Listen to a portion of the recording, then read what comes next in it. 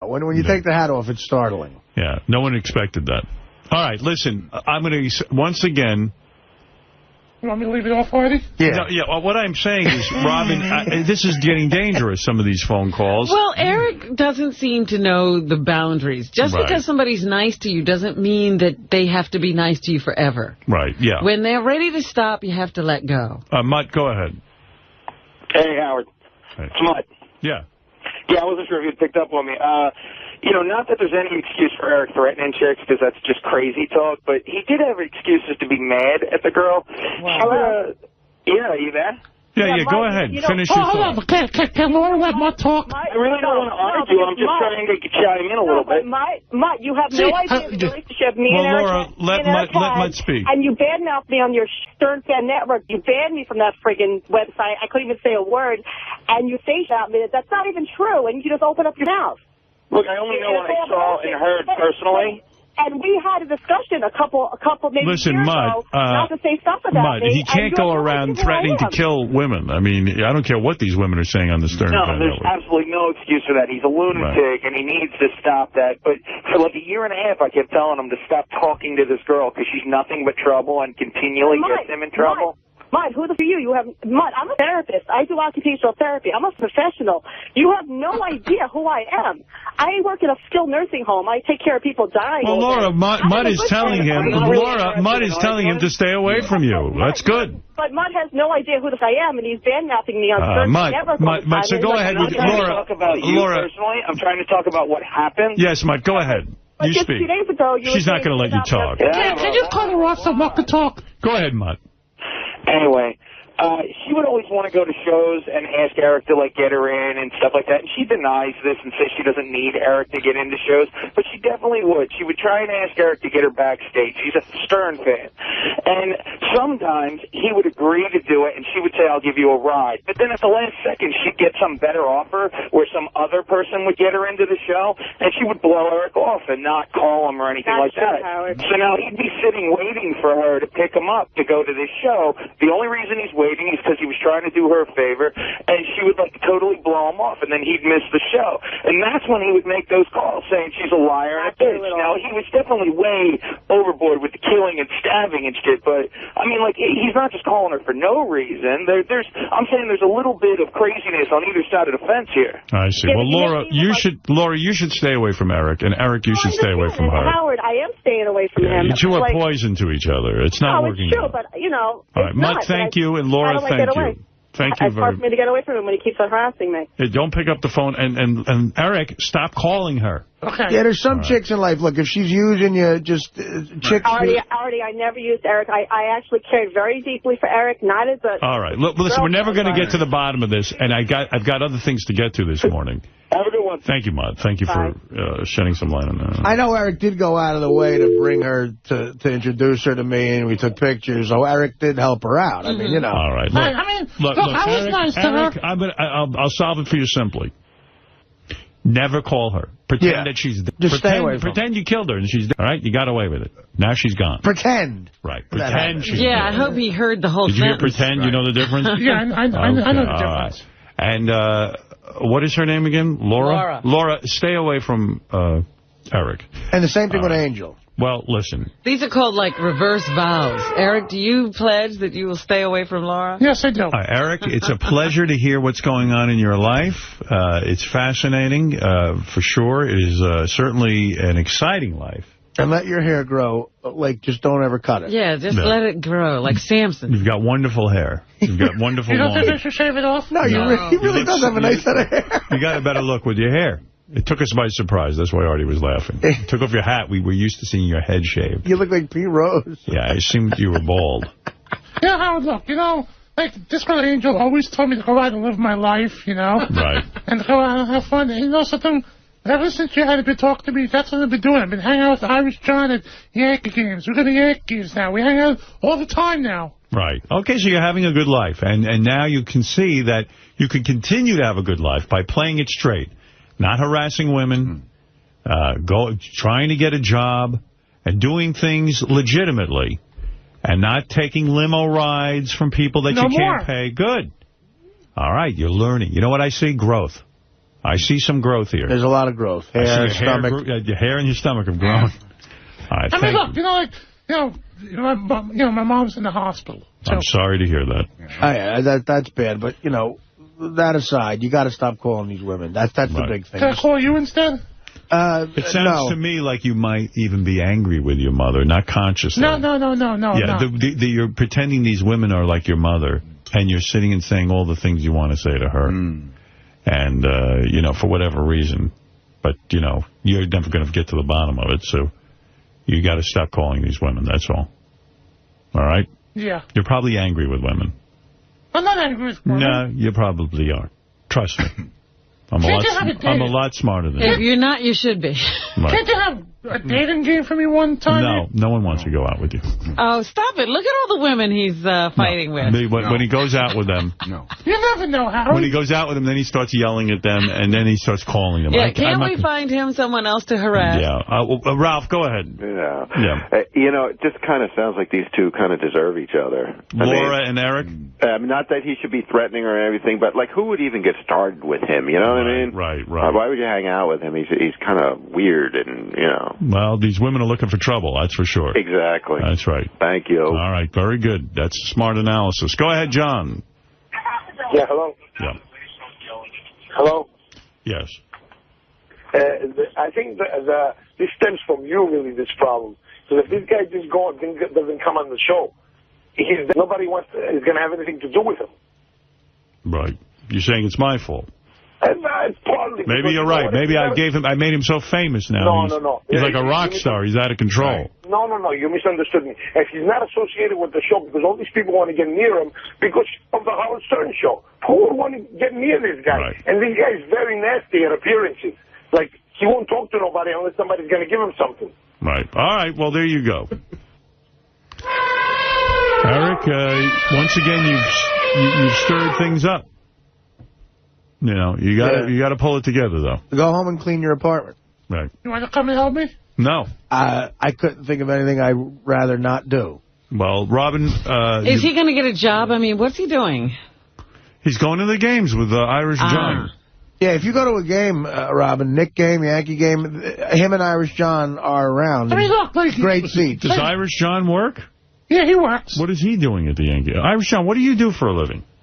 Hey, Howard, I work for a demolition and construction company. Oh, okay, so you have a job. Like when the Irish John and I went to a game a few weeks ago, people knew who we were, and then people were so nice to us, they bought us drinks the whole game. I was family at the game. Yeah, but you know what, Howard, that don't matter. There's another side, Eric. My nephew, James Smith, drowned with my brother-in-law about 4 years ago. Eric called me every day, took care of my affairs at home. My father got sick. Eric met him for lunch every day when he was staying with me. My father ended up dying in the hospital. Why would you put your father through lunch every day with Eric? They were two of the same people. My father was kind of I loved his father. His father and I got along so well. That's remarkable. Jack thought of him like a son. But wow. The thing with Eric is this girl Laura also jerked him off, right, Eric? Yeah. I don't care. Those calls are obnoxious. No. Yeah. That's inexcusable. Eric, stop with the death threat. Yeah. That's all I'm saying. And Irish John is like family to me. I love his brother. Okay. All right. Listen, I had enough of your life. It's making my head spin. I'm getting nuts. Sorry, Howard. That's okay. It's not your fault. This time it's not your fault. Yeah, I've had it. At some point it's interesting, and then when you've had it, it's like a movie that goes on too long? Yeah. Okay. When you go to the Yankee games, do you wear the jersey that says High Pitch Eric? Oh, absolutely. He has a jersey. And he says everybody knows who he is. And Irish John has a jersey that says Irish John. So that's how they know who it is. And Double A has a jersey that says Double A. Right. All right. Well, Eric, it sounds like you're up to no good. But I'm hoping that you will pull your life on track. I know you're working on that. And we all wish you the best. This is the first time I've been on your show in a long time. Yes. It's good to have you here.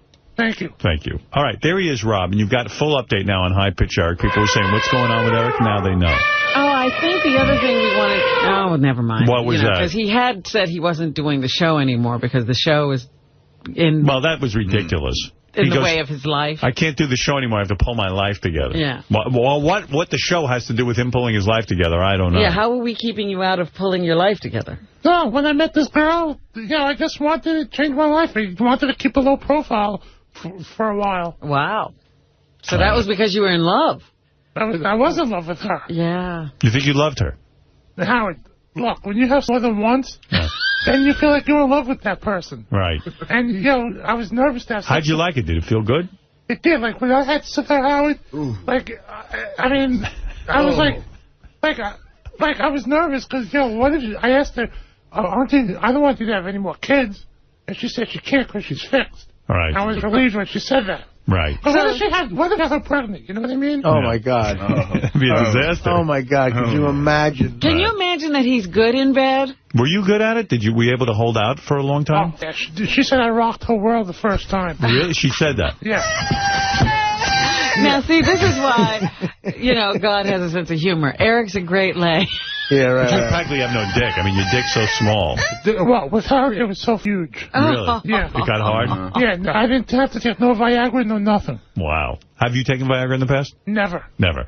And you got hard and full and erect. Yeah. Why would you bring it up then? And you mounted her missionary style? It was good. Like, she went on top of me. Oh, you laid on your back? Yeah. And she rocked you. She did everything. Yeah, she did everything. But I tried to, you know, do it the other way on top of her. I couldn't do it because my back, it took a toll on my back and my arms. It was hard to hold yourself up with your size, yeah. Did you try the doggy position? Oh, absolutely. Oh, you did? You like that? And you were able to do it? I was able to finish. Wow. How many seconds did you hold out? About 30 seconds. 30 seconds? Wow. Yeah. Wow. Yeah.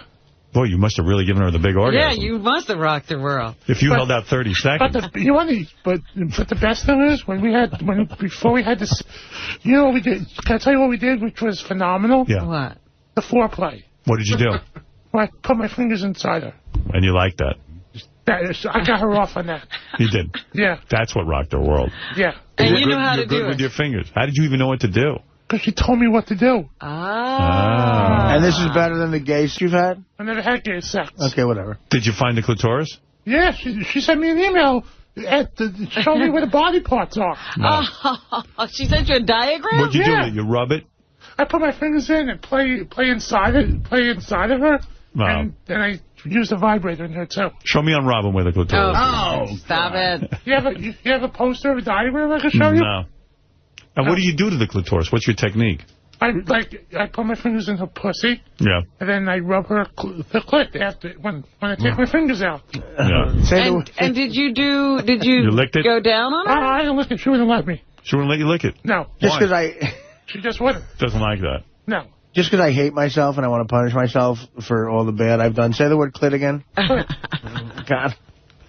So you rubbed her for how long before she had an orgasm? Until she was all wet. Right. And when she was wet, that's when you slid it in? Yeah. Wow. And then you lasted a whole 30 seconds? Yeah. Wow. And then when did she kill herself? She didn't. She didn't even kill herself. If she did, I wouldn't be able to have sex with her. And afterwards, you lie there and you have conversation? Yeah. What would you talk about? How good it was? How good it was, how I rocked the world again. Wow. I can't believe it. Pass me a cigarette. I thought didn't she make you brush your teeth and all that Yeah, stuff? she did. I've been brushing my teeth. Oh, good. And you know what she said? Like, she loves when a man drinks a beer. What? When a man drinks a beer, she loves the beer on the lips. Oh, really? Yeah. No, She likes to kiss you with beer on your lips. Yeah. Yeah. Does your dick stick out further than your belly when you're hard? No, couldn't be. No. It doesn't. No, nothing's that long. I can see what Steve means about the hair, though, because you have a gray beard and your hair is jet black. Yeah. It's not black. It's like brown. Yeah, well, it's much darker than the beard. Yeah, but I don't think he's dyeing it. I'm not dyeing it. I believe him when he says I don't think he would know how to dye it, Steve. That's the thing, you wouldn't know how to do that, right? No. Yeah. Can't believe, how many times did you have sex with that girl? A lot. And that was the only one ever in your life, and maybe... That was the one true girl I always had sex with continuously. Wow. How many times? Continuously. It was one night I was at her house. We had sex around maybe 8, 9 times. 8 or 9 times? Yeah. You came 9 times? Yeah. Wow. Wow. Yeah. And by the 9th time, could you hold out longer than 30 seconds? I could hold out. I did hold out a lot. Because she wanted me to last longer. And you were able to maintain the erection? Yeah. Even after the 8th or 9th time? Yep, and when I came inside her, we did it again because I was getting hard again. 9 times. And how long did it take you to do it in 9 times? We waited about 15 minutes after we were done. So every 15 minutes you banged her? Yeah. That's not true, is it? It is, trust me. I don't trust you. She got me hard. She was, she was playing with me, and we did it. Every 15 minutes? Every 15 minutes. For 9 times? Yep.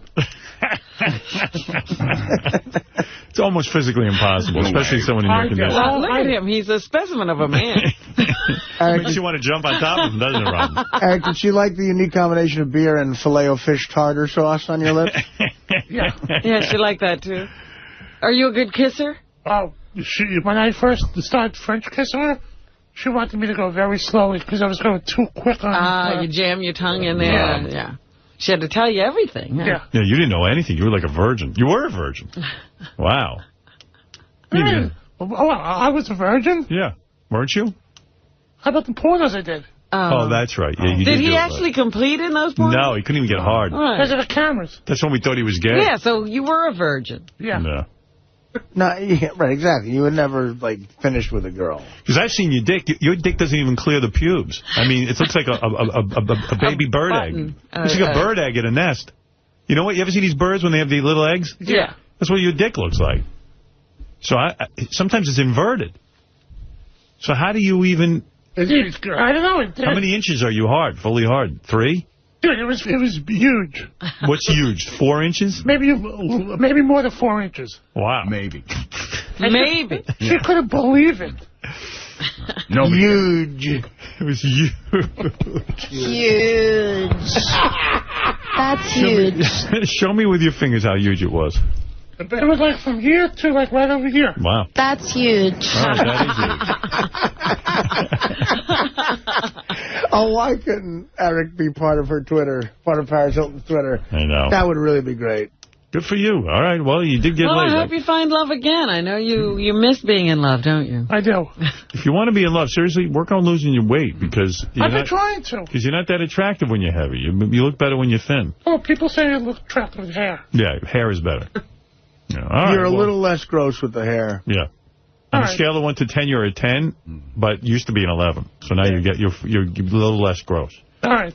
All right. And I'm glad you found a girl. I'm glad you had, but now you got to leave her alone. You can't continue to call them. I got to give her her space and let her get better and let her call me. That's right. Right. Let her call you. Just keep waiting for that. Give her her space. All right. All right. Good man. All right, Eric. Hey, Howard. Yes. Can I say something? May 8th, I'm doing something with Bob Levy, Nick DiPaolo, and others at a theater in Collinswood, New Jersey. We'll go. I'm going to be a greeter at the door to say hello to people. Oh, that's a good job. A greeter. All right. Yeah. Good. That's a good. See, that's a good way of using you. Nick DiPaolo and others. Yeah. All right, good. So DiPaolo's opening for you, huh? Well, Bob Levy, Nick DiPaolo, and other people will be there. Right. That sounds like he's opening the door for everyone. Yeah. I'm going to be saying hello to people as they walk in. If I bring in a vagina mold, you ever see the vagina mold, you know, where it's a real vagina? Can you show me what you did? I would. All right. Bring in the vagina mold. Show me what you did with the clitoris. How you rubbed it. Show me. Do you have one? Yeah, here it is. That's a vagina. Is that a vagina? It's a vagina. Oh, I see. Okay, so this is the vagina right here. Let me see. Where? Yeah. Let me turn it toward me so I can see. Right here. That's right. That's right. I put my fingers here. Right. I play with it inside. That's right. That's the right thing to do. And then right after, so I do that for a few seconds. Right. And after I do that, I take my 2 fingers and rub right up here. That's the, no, it's not. Yeah, it is. It is. You got it upside down? Yeah, he has it upside down. He has his finger in her asshole. You figured her out. You did it wrong. So look, I would put my 2 fingers in here. Right. Play with it for a few minutes. And then I would rub this top part right over here with my finger. Right. How long did you do that for? Probably about maybe a few minutes. All right. Well, you got it right the second time. You got to be careful between what's the clitoris. All right. It was upside down. All right. All right. Listen, thank you. Do you talk dirty when you do all that? Yeah. You know what got her off? When I said to her, I'm coming inside you. I'm coming. That she liked that. That got her off. Wow. Yeah. Wow. All right. Well, thanks, Eric. You're very welcome. All right. Go see Eric. He's going to be appearing with Nick DiPaolo and others. Yeah. Bob Levy. All right. Thank you. You're very welcome. There he is. High pitch, Eric. We love you, Eric. Once again. Just be nice to people and don't threaten them. I will. And I hope to be back here again pretty soon. The vagina mold just vomited. Oh. I like this. Can I have this? You can have it. It's yours. Yeah, that's yours. It's yours. It's your parting gift. Oh, that poor thing. Poor piece of glass. If that thing was like a living thing, like it just went with a monster, like I feel bad for it. What is he going to do to it? Do you think the piece of plastic has feelings? What is he going to do to it? Like, oh, that poor thing. Can I have it? It's like, no! Eric is going to be on top of that thing. Was made for a guy like Eric. Come on. Keeps him off the streets. I now think of it on top of the pile of trash that's already in his apartment. Yeah. I think Sadie's been replaced by a piece of plastic. Poor Sadie, the dog. All right, listen, I'm going to take a break. By the way, our good friend Colin Quinn's going to stop by. Hey, can you please have Beth save that dog, Sadie? Yeah, can somebody rescue Sadie? There's a rescue. All right, we're gonna be back right after these words. Here's High Pitch Eric making a phony phone call. These are people who actually know. This is actually a internet show about politics. These are people who actually know something about microbiology and about virology, not a dentist. You know what I mean? Let's see what a caller has to say about this. We have a caller on the line. We'll go to them if need. Good deal. Caller, are you there? Hello? Yes. Hello? Hello? Hi, how are you? I want to make an order. I want 2 apple pies. I want 4 cheeseburgers. There you go. Large fries. And I want... I think you're trying to call into the Leonard show there. That's right, yeah. Hey, I know it's you, Artie. Don't for me. Okay. I'm hungry. Okay, that's nice. Thank you. Goodbye. Well, I just want to apologize to the listeners there for having to hear the F word being used. But it just goes to show you that there are some people who, like you say, when you begin talking about things and actually revealing this stuff, the demons start crying out. You know what I mean? They really do. They start going crazy because people you would think would have better things to do with their time. No, they don't. Not Eric.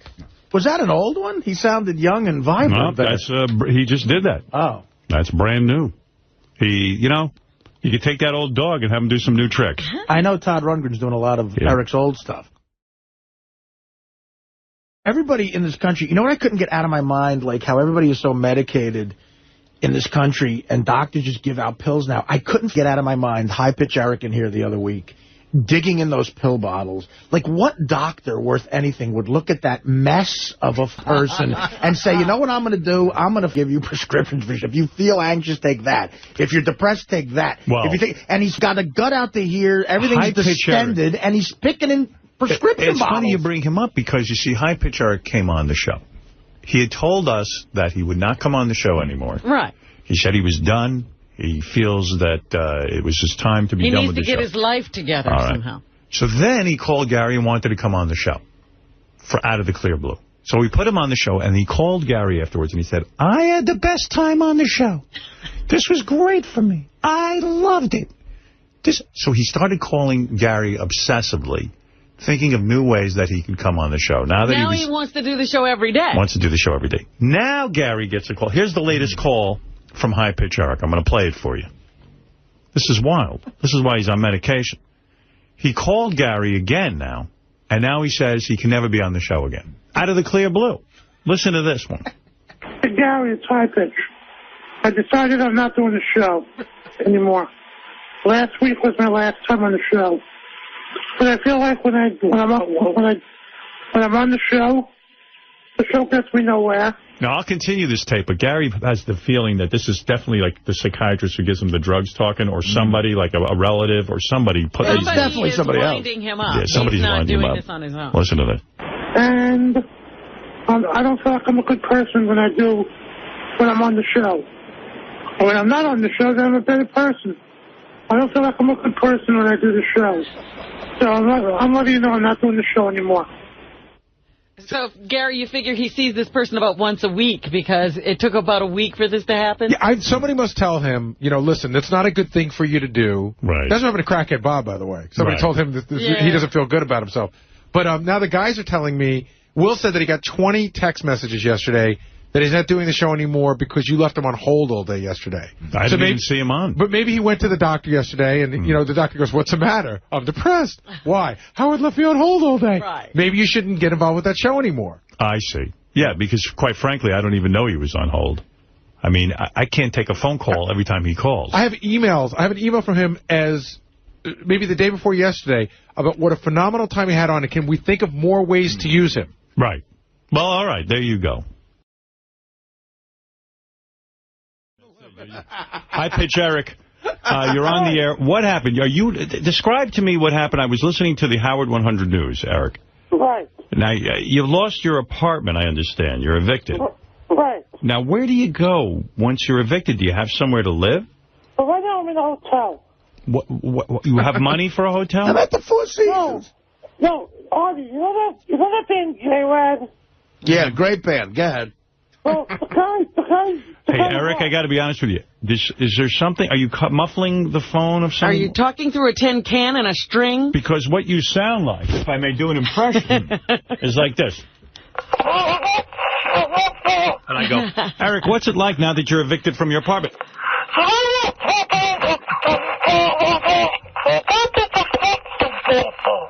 That's what it sounds like.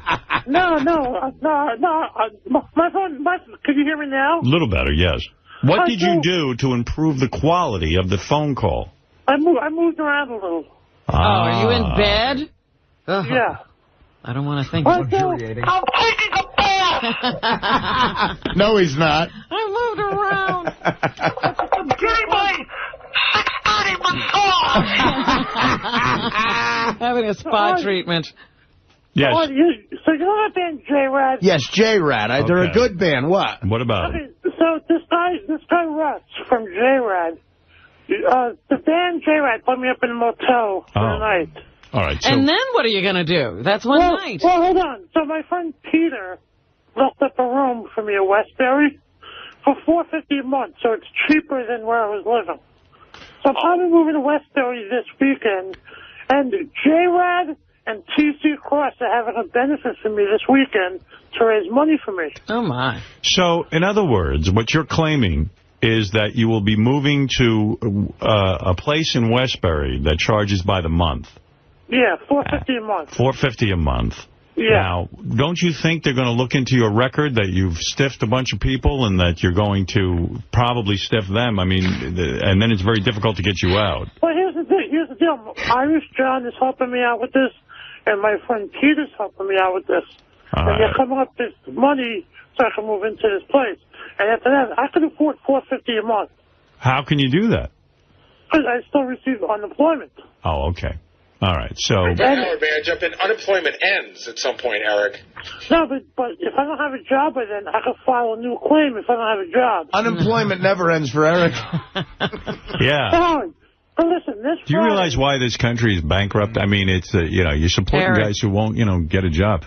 How much was your last rent? $450 is the new rent. What was the last rent? Last rent was $250 a week. That's $1,000 a month. Right. I could do $450 a month. I guess unemployment in New York is like 2 years now, believe it or not, because they've extended it. Look, there's some people who legitimately can't find work, and they got families and everything. This is keeping them alive. But Eric, I think he's going to make a career out of this unemployment. Yeah. I've known people like this, like they'll take a job for a few months until they can work up some more unemployment. Well, then they quit again. You know who I admire? And again, I'm going to take criticism for this, but Eric the Midget is on SSI, which is, he's severely disabled, and they give him a monthly amount of money that he has to live within. So he has a roommate. He has a house. He doesn't do anything extravagant. He doesn't go anywhere like Eric does. No, in fact, most of the time he says he can't do things. Right, because he lives within his budget, which is very meager, but so be it. He's on assistance. If Eric could do this, I don't know what happens in his budgeting. But Eric should get a job, Howard. Agreed. But even with this unemployment, if he could just live within the budget of the unemployment, he wouldn't be in the hole. But again, it will end eventually. This I know. I'm just saying, this guy, what do you spend money on? I spend money on junk. On junk? Yeah. Like what? Because if you lived even within the unemployment budget, how much do you receive on unemployment? Like $182 a week. $182 a week. Plus I get food stamps every month. And food stamps. Yeah. Well, if you got food stamps. Yeah. And $182 a week. Yeah. You could live within that and still pay your bills. But, I mean, you would have to live a life of austerity. Which I'm sure you don't even know what that means. Yeah, why are you saying that? No, I don't know what it means. No, I honestly don't. But I went to the Department of Social Services to see if they could help me. They said I couldn't do it until my unemployment runs out. They can't help you. Oh, they're your ace in the hole. Well, I could help you because I could tell you that whatever money you're receiving, if you were able to live within your budget, you wouldn't be in trouble with the law all the time. But what is the junk that you buy? You mean junk food? You've got food stamps. Junk food, McDonald's. Yeah, but McDonald's doesn't take food stamps, Howard. I know, Robin. That I know. Yeah. I don't know much, but I know that. So if he keeps eating there, he's not even using his food stamps. So in other words, if you went to a supermarket and lived within your means of the food stamps... Oh, I would be able to pay my rent and stuff. Let me ask you something. Are you so unemployable that you couldn't walk into a McDonald's and work there? Yeah, I live by McDonald's, and they don't have a sign up saying hire. There's not even a sign in the window. Well, yeah. you could ask. You walk in and you say, "Are you hiring?" And you put on a nice outfit and you bathe. And you forget it. Then. Nice outfit.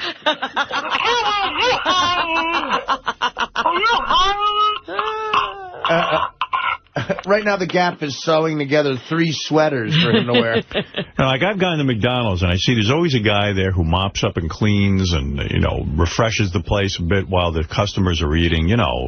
That's his job. Eric can't even move around the table. Right. His big fat ass would hit you in the head, knock the burger out of your mouth. What do you mean I can't move the table? Around them. It would be difficult for you to move around the patrons and clean while they're eating because your big fat ass would hit you're supposed to be rather invisible when you're doing that job. You're supposed to disappear so you don't ruin the ambiance at McDonald's. We're saying you're enormous. Well, I'm not that enormous. Oh, please. No. Hey, Howard. Yes. So listen, this Friday night there's a benefit for me in Lindenhurst at a place called the Village Pub with T.C. Cross and J-Rad. And what befell you that we need to do a benefit? Really? Well, you're not the one doing the benefit. Robin, you're not the one that's doing the benefit. Yeah, but just tell me why somebody's doing a benefit for you. To help me out, to get back on my feet again. Well, he probably owes money to this landlord. God knows what he owes. What do you owe? He's not going to pay anybody. He never pays anybody. You want to know what I owed $8,400. Jeez. Right. Wow. And his rent was like $500 a month or something. You got to lose a lot. Well, you got to feel bad for the landlord because I do. You could see what happens. He squats in there. Yeah. He doesn't pay his rent. Won't leave. And I guess legally, the law is set up that a landlord can't throw a guy out the next month. Exactly. You got to take him to court. You feel bad for the landlord. That costs him money. Yeah, I feel bad for the landlord, And he gets the benefit. The landlord's not getting the benefit. Right. Eric, I feel bad for the landlord. I know, Howard. But, now it's time for me to get back on my feet and, look for a job. How can you get back on your feet? Don't you have the gout? He has flat feet with gout. Try and get back on those feet. I haven't had the gout in months. Well, the gout shouldn't have been around since 1840. Listen, first of all... He can't afford the gout anymore. J-Rad is a great band. I know J-Rad, and it's a shame that they have to do a benefit for Eric. You don't need a benefit, Eric. You're lazy. You got to get a job. I wouldn't do a benefit. Why did you do a benefit for Captain Janks? Well, I can have one. Look, he got in some problems, and Janks is no angel either, but... It just came up, I got into problems. Would the benefit money go to the landlord who you stiffed? Would they cut the check directly to him, Eric? No, the benefit money would go for me to get a place. No, that's right. Wrong. He's not paying anybody back. I see. J-Rad or whoever's doing this, if you do exactly what I did with Janks, the check gets made out to the landlord. Right, that I could support. Not to Eric. You get nothing, Eric. Right, after the benefit, the money should go to the new landlord. No. This is what is his problem. Not the new landlord. What about the old landlord? No, that's over. but he never got paid. He never got paid his $8,500. He just got rid of you. I know that's good, but it's not enough. Don't you feel a sense of an obligation to pay him what you owe him? Well, I mean, I wish I had the money to pay him back. You will after the benefit. The benefit will take care of that. Yeah, but it's not going to be that much money. Look, Howard, Eric is never giving anyone any money. Robin's right. Well, if a J-Rad is listening, I would give the money to the landlord. Do it, J-Rad. Any money that comes in. Somehow he has scammed J-Rad into feeling sorry for him. You know, Eric, one of the reasons you don't have money is you buy all that twat cream, right? No, not really. Yeah. Oh, I have a phone call of that. Listen, you buy twat cream. That was a good prank call, too. Oh, a prank call. I didn't understand that. We didn't get that. Let's listen into that. Thank you for calling the pharmacy. How can I help you? Do you sell twat cream? Twat cream? No, twat cream. Twat? Yes. Hold on one second. Let me check. You're never gonna break my heart. I'm sorry, miss. I suggest you call someplace else. This is a serious call. He got into my crack and my pussy's itching me. Pharmacy. Listen, you're a woman, I'm a woman. Don't you women know what my needs are? I have a pussy that itches very bad, and I'm looking for pussy cream. Listen, miss, if you have a problem, I suggest you go to your doctor. Will it get rid of the stink, too? Excuse me? Will it get rid of the stink, too? You know, you're going to have to ask your doctor. I can't help you. Oh, I can't afford a doctor. The cream usually clears it right up. You could come in. We have some over-the-counter creams, and that's the best I can do for you. Does it get rid of flies? Pharmacy. Hey, how are you? You hung up on me before. Miss, I didn't hang up on you. I just don't have time for this. Well, the humidity got up my crack. Wait. And my pussy's itching me. Just do me a favor. Explain to me exactly what you need. It stinks like glue. I was fanning my pussy and my cat got a whiff of it and dropped it. Hello? Oh, you know, you could lecture high-pitch Eric all day on finances, but you got to love him. You got to love his phony phone calls and his twat cream. A lot of great comics are broke. That's right. Down on his luck, Eric, and we wish him all the luck. What can we say? Well, I happen to know that J-Rad is a huge fan of this show. So, you know, I mean, so Eric, again, is trying to take advantage of someone who loves the show. Absolutely. He's good at it. Well, why not? Do what you're good at. All right, so there's twat cream. That you listened to today were influenced by Michael Jackson. Hey, okay. And you know what? They did it better. Justin Timberlake, Usher, all those people. Some of the Justin Timberlake I'll even listen to. So I'm not a snob. Well, he's a Michael Jackson clone. Lady Gaga's better. And those Black Eyed Peas with that boom, boom, boom, forget about it. At least you can dance to that. That's good dance music. You put that on, I'm moving. What's that? Boom, boom, boom? Boom, boom, boom. Wait, where's Lady Gaga? You know your song? Gotta get get. I mean, gotta get couple get. out here. Gotta get get. Who's that maniac on the top 40 station on Sirius Hits 1? Spider Harris. Or Spider Harris. I was listening to him again. Boy, what a voice on that guy. Spider Harris. He must have a set of nuts on him. That's who you ought to date. Spider Harris. Married. Mrs. Spider Harris. He's for you. You should go for those big bald guys. Where's Lady Gaga? Oh, Just Dance? Is that the song you're thinking of? I like that better. Paparazzi, doesn't she do that one? Just Dance is better than Michael Jackson. Yeah, truth. At least you can dance to this. You should see me dance to this. I'm terrific. Want to see me dance to this? Sure, go ahead. How is that different than what you were doing with Michael Jackson? Look at it. Looks exactly the same. Oh, look at you. Go for it. Those hips are almost moving. Yeah. Yeah, that I could dance to, at least. Why are you playing something old from Lady Gaga? Don't you have his... Well, it's the song he wanted. No, that's a big hit. They're playing that on Hits 1. Yeah, but they're playing something new now. That was probably playing in Artie's car when he crashed. That's true. That's Lady what ran Gaga. him off the road. He was playing Lady Gaga and right into a car. Yeah, Ron, I was listening to Lady Gaga. My urine is going to test positive for Lady Gaga. I started dancing to Lady Gaga. By the way, I do have to mention, and really I should mention this, High Pitch Eric gave me my money back. Wow. I lent him $100. High Pitch, I'm proud of you. You did when return did that happen? On Tuesday, like he promised. You were on vacation that week. I know. You did it. I'm proud of you.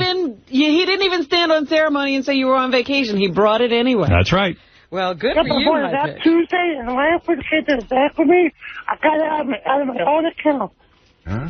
Yeah. Whatever he just said is true. On the own account. Listen, Steve Lanford came to the bank with me. I got my money out of my own account. I even showed Jason my credit card, too. Okay, well, I respect you. I can't believe he has a bank account. Yeah, I lent him $100. He told me to pay me back on Tuesday, and he did. How much is in that account? Oh, my God. It's my unemployment account. Oh, okay. The only guy jealous of that account is Bernie Madoff. Howard, again, thank you very much for doing that. You're welcome. What did you do with the money? I took a cat to Irish John's brother's house. Oh, okay. He needed to get all. Now? He was homeless, and he needed to get all his stuff in a cab to get up to Irish John's. So is he there now? No. That's another story. What happened? He was already kicked out of Irish John's brother's house. Yeah. How come? Because his landlord was pissed off that I was there, because it's a one-bedroom apartment, and the landlord said I couldn't stay there. So where are you now? I'd rather not say. I'm not on the streets. Okay. All right. Evidently, in Irish John's brother's house, there's a lease that says no animals or high-pitched Erics. Good All right, thank you. Thank you, Eric. Welcome back from vacation. Thank you very much. Oh, he was honorable. He paid the money back. Well, you're the one person I got my money back. He has paid back. I told you he'd do it. Even I didn't believe it. Videos, Heather, how can I help you? Hi, good morning. How are you? Good, how are you? Is there a man there? A man? Yeah, I feel embarrassed. What? I feel embarrassed. It's a man's problem I need to talk about. No, there's no man here. Okay, let me ask you this. Do you have gay porn? Yes. Okay, do you have frisky policemen? No, we don't have that one. God it! Do you have stiff as a board? Actually, we do have stiff as a board. Yes! Do me a favor. Who stars in that? I don't know. I can't go get it. It's in the back room, and I'm... Can you talk in a deeper voice? No. Like a man? Just do me one favor. Okay. Say we have stiff as a board, and the man... Can you talk in a normal voice? This is my real voice. All right, let's move on. Okay. You have Tower Boys Gone Wild? Type it in, please. What is it? Tower Boys Gone Wild. No. How about, put me in, coach? Yes. Yes. Yeah, black dick on duty. Okay, I can't keep doing this. I have work to do. All right, just a few more. How about young and hung? No. How about cock, a doodle, duty? Please don't laugh. I'm having a party this weekend. I need a lot of movies for this party. I'm having a sausage party. And then you ask me not to laugh. Do you have head mechanic? No. Type it in. What is it? Head mechanic. No. One more. Private time with my proctologist. No. Wait, one more. Fondle my fart box. Fondle my what? My fart box. F-A-R-T. No, we don't have it. Please, this is bugging me now. I have to go. I'm sorry, just one more. Do you have black meat on Man Street? You have anal douche? I have to go. Wait, just one more. Do you have a brother? Do I have a brother? Yeah. Yes. What's his name? Gage. Oh, yeah! Is he cute? Yeah, he's so cute. He is cute? Yeah. Can I get his number? No, he's 6. He's 6? Even better. No, not better. He's tight and right. Ew. Why am I entertaining you? I have to go. I missed it. Was that high pitch? Yes, it was. I got it before Spider Harrison comes in. I just got to say, high pitch was like congratulating himself. He actually called a news station. I don't remember which one it was. Let's see if I can do it. New York One. New York One. Okay. He called New York One News during, I don't know what it was. Maybe it was the helicopter plane crash and stuff. And he was going to make one of those Captain Jenks type phony phone calls. And it's perhaps the worst attempt because he never even gets out anything funny. So this is him on his own. This is not him being right. coached by someone. No, it wasn't anything to do with us. But he was so proud of this. Which shows you he's a little bit retarded because, I mean, this would be something you'd throw away because how can you be proud of this? But he called us up. He was so proud that he was on New York One. Here's High Pitch Eric making a phony phone call that goes horribly wrong. NY1 News. We've now got Eric on the phone. Eric. Good afternoon, Vivian. How are you? I'm fine, thank you. How are you doing? Hi. I was jogging along 14th Street, and that's when I noticed the helicopter losing control. There's a left rotor that fell off the helicopter. You said that was one of the... Which rotor? The left rotor from the helicopter. A left rotor on the helicopter, okay. And, okay, I'm sorry, I think we've just lost this person, and we'll get some more witnesses on the phone as they call in to us. He was so proud of this. That's it? He called, he goes, I just got through to New York One with a phony. And I was like, oh, great, okay, let's hear it. And that was it. They obviously, first of all, they couldn't understand a thing he was saying in that garbled way that he speaks. Left rotor, I mean, you know. What is that? He did say something hilarious. He said he was jogging along 14th Street. Yeah, but they would have to know what he looked like. Well, we do. I want to interview him about that call. I want to know if he planned it out or he improv'd it or, like, where was it going? Did it go where he wanted it to go? No, I think he had a build-up. That was the build-up, but we never got to hear the punchline. I think much like Curly, he forgot a line and just dropped to the ground and started turning around. Yeah, could have been. Well, anyway, by the way, tomorrow Mr. Skin will be here. A lot of people want to know when Mr. Skin-tastic will be back. Yeah. It'll be tomorrow. When he calls in High Pitch, we should tell him that was really the best call ever. The best. The best phony ever made. We may pay for it. That's right. Yes, and when Mr. Skin is in here, we have to be reminded of some pictures that he turned down because he only takes actresses in film. Yeah. Mr. Salami. Mr. Alarming. Oh, if I said Mr. Salami. Mr. Salami. I was saying it was so much fun having Ozzy here yesterday. And I had the guys there were a couple of times I really just did not know what Ozzy was saying.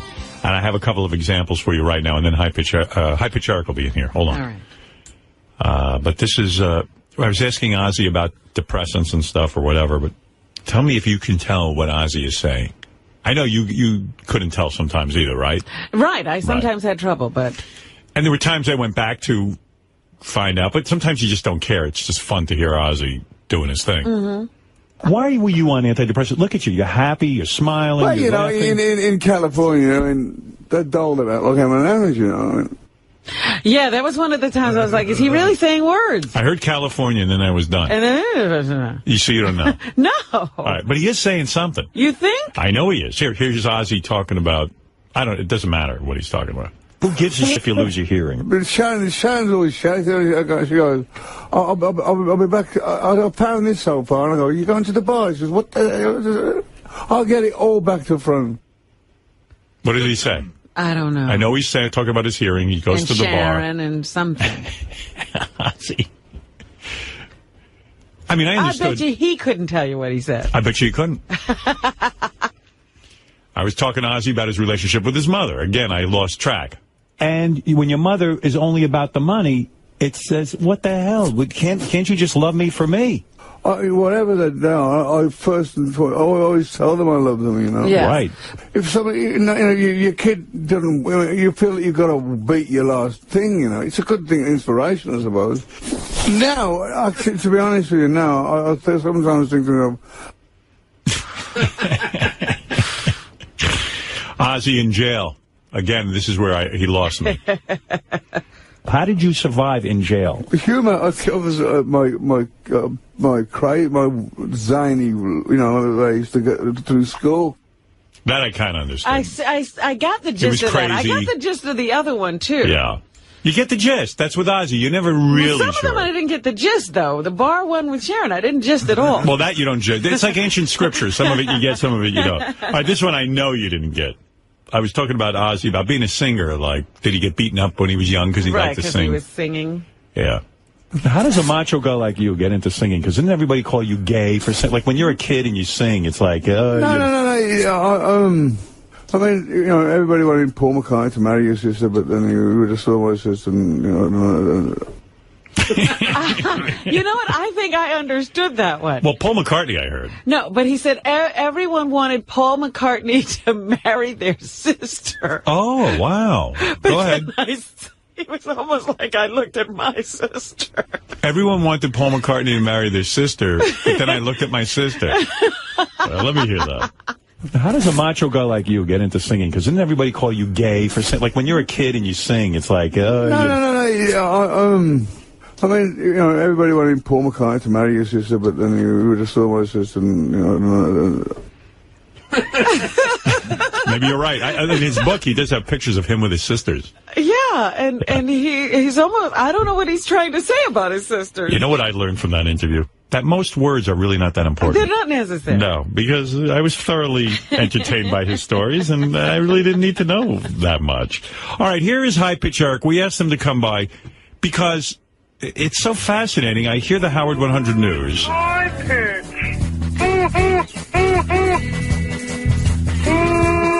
High pitch.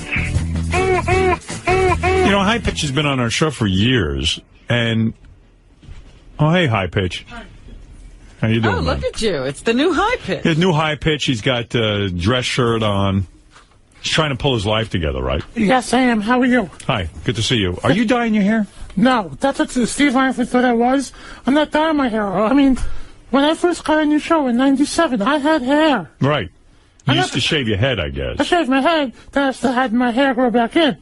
It's weird because, you know, I look at you and, you know, some people call you a mess. I would say... It's amazing you have your hair. It's almost not fair. I put gel in my hair. Yeah. Like, you know what I'm saying, Ron? Right. He should be He's got bald. nice hair. He's got nice hair. Go figure. But you've gotten fatter, right? No. You haven't gained weight? No, look, I stayed at Bob Levy's house. Yeah. And Bob Levy's wife cooks dinner for us. Yes. And I'm eating healthier now, and I don't eat fast food anymore. You know, I'll say something about Bob Levy. That is a good man. I mean... He's amazing. He puts High Pitch Eric up? Who the hell would do that? He is amazing. He give you your own room? It's a room, like a living room, like a den. Right. With a flat screen TV. Right. And I sleep on a couch that opens up. Right. I keep the room that's sleeping spectacular clean. Well, of course. Listen. I should hope. You don't want to be any bother, Eric.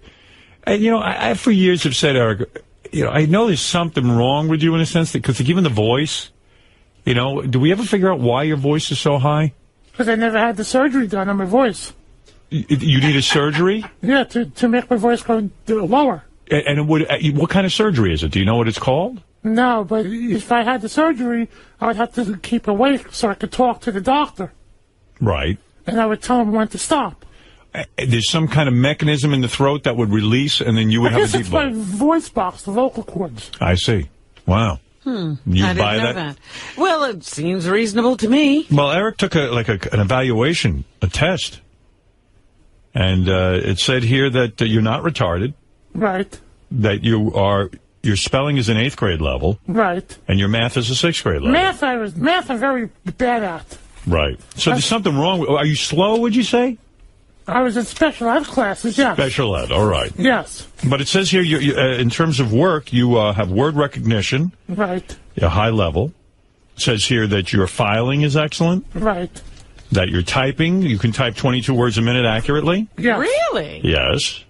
So you do have abilities. And I took other tests, like a reading comprehension test. Yes. And my untimed was 6.8, and the time test was 5.7. What does that mean? I don't know. Oh, you didn't ask what that meant? No. What do you think, Gary? Well, it's interesting because Eric's telling us how smart he is, but he's trying to contest the will, saying that they made him sign something because he's not so smart. Right. So are you smart or are you not smart? Gary, I'm not retarded after Howard read those. So you're smart enough to know what you signed? Gary, listen. No, I'm asking. I'm just asking. Gary, me and Howard are talking. Can you go back in your office and fight with Yucko? Well, no, Gary makes a good point. We're going to get into this. You hired a lawyer. Your mother died recently, and I'm sorry to hear that. Thank you. But she died, and she kicked you out of the will completely. Right, and I don't know why. Okay. Now, Gary's point is you're saying your sister had you sign a piece of paper saying you could not contest the will. Okay. And you're claiming you're too stupid to understand what you signed, right? I didn't. She didn't tell me what I was signing. I was directed to sign on another piece of paper. Right. You never read it. I never read it. You didn't know what you were... That's not defensible. You signed something without reading it. That's nobody's fault but your own. But you'd have to say you read it and didn't understand it. She didn't tell me what I was signing. Nobody's required to tell you what you're signing. Even if they did, you are required to read it to know what you're signing. When my mom first passed away in July, my sister had me meet her, and she said, "These are the papers for Mom's cremation." Right. So that's the first time I signed papers back in July. But a month later, when I met her again, she didn't tell me what I was signing. When she asked you to sign them, what did she say? She said, "Sign these," but what did you think they were? She didn't say. But did you ask? No, and I thought she would tell me what they were. But see, a judge might say, "Well, you should ask," unless he doesn't think. But he's retarded. But he's saying he's not. Well, retarded people never think they're retarded. I went to special ed. Yeah.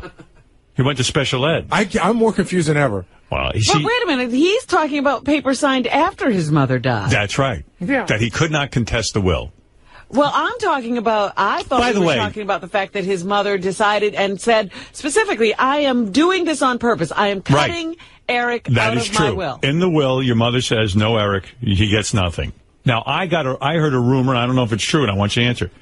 Was your mother upset with you because you stole jewelry from her? No. Did you ever steal mother? She didn't care that you stole jewelry? Did you steal jewelry out of your mom's apartment? No. All right. Some guy called us and said that's why she cut you out of the will. She was upset. She thought you stole. No. But you did not. No. So then why would your mother cut you out? Howard, I don't know. You really don't know? Did you have a good relationship with your mother? Look, I had a good relationship with her. I always had dinner with her here and there. But, when my sister moved out to college, it was difficult for me and my mother. Why? Because we had arguments and fights here and there. You're hard to live with? It wasn't. It was difficult when my father moved out. I was doing bad in school. Right. So she was angry with you. Now, what's your relationship with your sister? Is it true that when you were living in your mom's apartment after she died, you decided to stay there? But didn't he do that surreptitiously? Yeah. He wasn't invited to do that. Right. Your sister had to have you kicked out, right? Well, my brother-in-law asked me to leave. Right. And if he said if I didn't leave, he would call the cops. So you don't get along well with your sister and your brother-in-law? As much as I love my sister and I miss my mom a lot, I don't know why I was left out of the will. And I really don't know why. Right. When did your mother write that will? Was she in her right mind? Robin, when my mom was sick, she was very weak.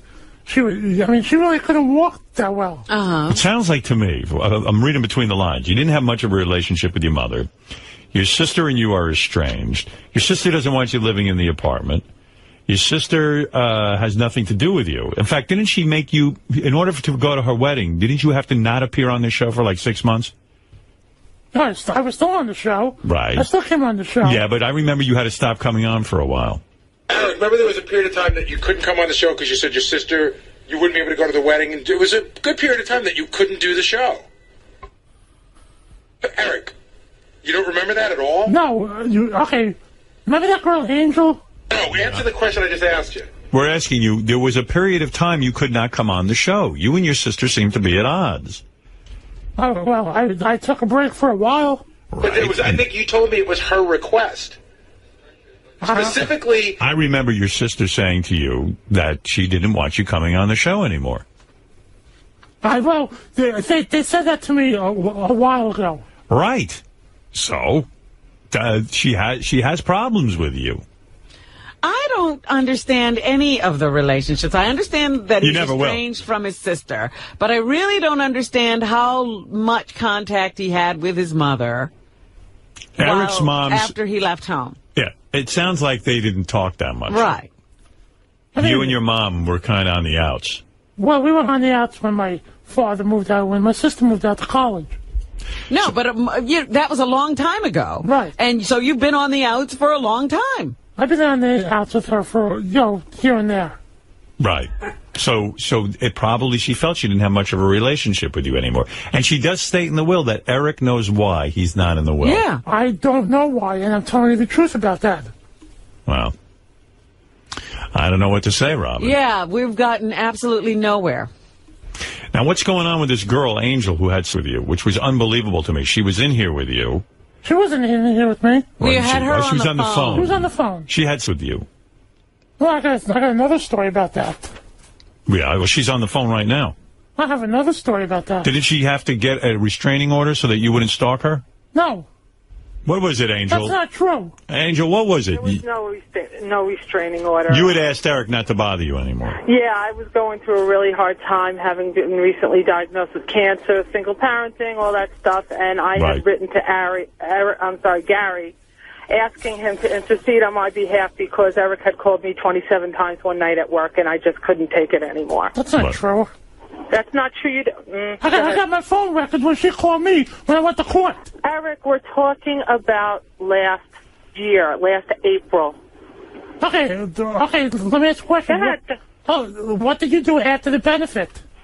After the benefit? What do you mean, what did I do after the benefit? Artie raised $11,000 for Angel. Right. Okay, I have a story about that. And she had you thrown out of the benefit. No, she didn't have me thrown out. I did not have him thrown out. That's a lie. I have a story about Angel after the benefit. What is that story? Okay. He's got tons of stories. Go ahead. F. Lee High Pitch. He's got a bunch of documents. Look at him. He's like a lawyer. It's like he came in ready for Judge Judy. You're not kidding. Go ahead. Well, a few months after the benefit, remember I came in here and you had me play with that fake vagina? Yes. And I wasn't talking to her still because that was a few weeks after the benefit. Right. So after that, she called me the day after and said she couldn't believe I told the truth about her and our sex life that we had. Right. And I wasn't even calling her. She called me the day after I did that show. Now, Angel, why did you call Eric? You didn't want him calling you. Why would you start calling him? At that time, I did call him, and I said I was proud of him for finally telling the truth. That is what I said. That's it. But why would you start in with him again? I got to defend Eric here. He stopped calling you. Defend him. Yeah, not a problem. He's not, something, Howard, that's not necessarily true, because he continued to text me and everything. Oh, I see. He could stand there with but she's been texting me also. Excuse me, Eric. Excuse me, I'm in the studio. You're on the phone. Yeah, no kidding. I have to go to work. I have jobs to support myself and my family. Angel, you should not text him. Are you texting him? Not any longer. No, I'm not. Well, When was the last contact you had with Eric? She called me a few weeks ago saying... What did she say to you? She called me a few weeks ago, left a message on my voicemail saying that I stopped calling her because I'm hanging out with a bunch of other people, like that girl Gina who won the Superfan Trivia Contest. Right. I was John, AA, and she said that they're taking advantage of me when they're not. You don't think they're taking... You never think... Angel, why are you getting involved with Eric? Yeah. We finally got him out of your life. 100% right, okay? I called him... Are you in love with Eric? Define love. Love. I mean, you feel romantic? Do I want to? No, I don't. I love Eric as a human being. I love a lot of people as a human being. Yeah, but you find him irresistible, don't you? No, I do not. Hardly. I find him. He reminds me of a part of me that I'm looking to cure, and I understand that that's a mistake. But Angel, you've got to stop. It's not just me. You're addicted to Eric. Can I bring up another He's like a chubby Charles Manson. He sucked you in. You have control. She's way involved with you. Can I bring up another point? How does he do this? Bring it up. Okay, December 15th, I had to go to court. So the night before, she posted on SFN, which I don't post on anymore. All right. Okay? You don't post on anymore. Let me talk. I'm talking. So she said on SFN that she contacted the DA and had to talk with the DA and said I was in for a nice surprise. Why is she calling the DA on my case? What was the surprise? What was the surprise? What was the surprise, Eric? You tell them. You're the one that brought it up on Star Fan Network. Okay, the surprise was he was getting away with everything that happened with the credit card because of the DA's failure to prosecute. All right, listen, Angel, I'm going to make a point. I don't know what's going on. Let me straighten this out. Angel. She's got plenty more other stuff to throw under the bus. She thinks she can control me, who I can hang out with, who I can't hang out with. I never said that, Eric. Yes, you did. Eric, I was John, that girl Gina. Whatever. Angel, listen to me. You are Angel. Yes, I'm listening, Howard. I'm sorry. You are not to call Eric anymore. You're done with him. Okay, well, wait. You want to hear something? Howard, please tell him that as well. All right. Please tell I'm not calling you. I have proof. I said her Bob Levers. I'm not even calling her. Eric, you did not call me at work up to January 9th at all. No. You did not call me. You did not text me on Christmas Day saying, please come down here and I'm going to feel good. You never said that, Eric. I have my phone records. You want to see them? Yes. Fine. How do you know he used his own phone? I don't know. Yeah. I mean, Howard, listen. Wait, Angel. Angel and Eric. Eric, leave her alone. Let me tell you something. And you leave him alone. Yeah. Eric. Hold on, wait. I'm talking. No, I'm talking. Shut up. No, you shut up. Did you No. or did you not send a text message to me the day you got out of court and asked me to come down to see you? I called you back, and you said you would give me $40 for gas because you knew I was in a bad way and everything. Did we or did we not sit and have dinner, and I told you about what happened with me in court and everything? Is that true, Eric? We saw each other that last time. But I'll tell you something what she did. No. Answer the question because I'm answering the question. Because you have also told your friends on that night that you paid me $40 to have sex with you, and that's a lie. No, that's a lie right there. That's a lie. Right there. Did you have sex, the two of you? No. So why are you telling people that you spent $40 on sex? I didn't say it. I spent $40 on sex. All over the Twitter yesterday that you had. That was not my Twitter. That was not my Twitter. It was. All right, listen to me. I'm going to make this easy for you. I want to tell you something. What she did after the benefit, a few months. Right. You want to hear this? Yes. What did she do? Just call the IRS and discuss. Artie was nice enough to do a benefit for her. Right. So in October or November, she's been calling me crying. How she wants the rest of the money from Artie and all the other comedians. What? Yeah. That's a lie. What are you talking about? She wants the rest of the money that Artie owes her and the comedians from that benefit. Who owes her money? Oh, no. She said Artie owes her more money than because he didn't. Did you already go through all the money, Angel? Yeah, I did. All right. That's why she had her son stole a pair of shoes from Kohl's. What? Had my son her son stole a pair of shoes from Kohl's. Is that true, Angel? My son did steal a pair of shoes from Kohl's. I ran out of money because my car died and I had to buy a car and everything. It also paid for me while I have an operation. I took a week off of work. I went through cancer treatment. I lost my job in September. And in December, my son stole a pair of shoes. And Child Protective Services is after her. And I took the rap for it, didn't I, Eric? I accepted responsibility for it. Hey, I did my responsibility too. I did community service too. Eric, all right, listen. Listen to me. Angel, listen to me. Sir. Angel. Listen to me. The two of you. Angel. Yes, sir. You're not to call Eric or text him ever again. Not a problem. Okay. Eric? Yes. You are not to call or text Angel ever again. That's fine. Can I add something to this, please? I don't want him talking on SFN or any other site about me. And you're not to talk about her or Twitter about her. She talks about me on another message board. And you, Angel, better not. Yes, you do. That's a lie. It's a lie. I talk with my friends about the effects of what you've done to me for trying to be... All right, Angel, listen to me. Get out of... Angel, you got enough problems. Get out of the loop. Don't talk to your friends publicly about Eric. And Eric, you do the same. Thank you. This is ridiculous. Can I say one more thing? No, you're done. Why not? You want to talk about the IRS and how you got me involved with doing your taxes and not reporting? Because you were nice enough to do it, but that's private. That's private. That's private. What happened now? Why is that private? My life is not private. Angel, are you a tax preparer? Yes, I am. And you prepared his taxes? She prepared my taxes once before, but that's private. She's not allowed to say I can say whatever I want. I am a tax preparer. That's private. That's private. Eric has taxes? Yes, he got $1,305 back last year. Wow. He failed to report income from Sirius and from the ringtones, and he's got an So IRS. you have to sit there and listen to me. The two of you are toxic together. Eric. So why is she? I mean, I didn't do her personal finances over the air. Right. Yeah, that's not fair. You didn't? Angel, wait a second. Angel, you are being out of line right now. Well, I'm I think defending you're Eric. both out of line. Oh, right. Thank you, Robin. Okay, you're both out of line. But Eric's finances don't need to be discussed here. Then he shouldn't have them forwarded to my house. Have his address changed. I don't want his mail. I want nothing to do with Eric. Yes. Get rid of her in your life, and you, Angel, get rid of him in your life. Not a problem. Just don't contact each other. Have no contact. Okay, not a problem. Thank you. Going on each other's I'm gonna Twitter accounts. Yeah, no more twittering about her. That's And not Angel, the same with you. No more That's not my Twitter page. No problem. People have people make fake Twitter pages. They do? That's Yes. not your Twitter page? No. All right. No, that wasn't at all, right? No, it wasn't. They know all the people have fake. I have to make your pages too. Right, and they know all the personal things about what we've been through, like you talked about on there. But It's probably your friends that made a fake Twitter page. I don't have friends. I work.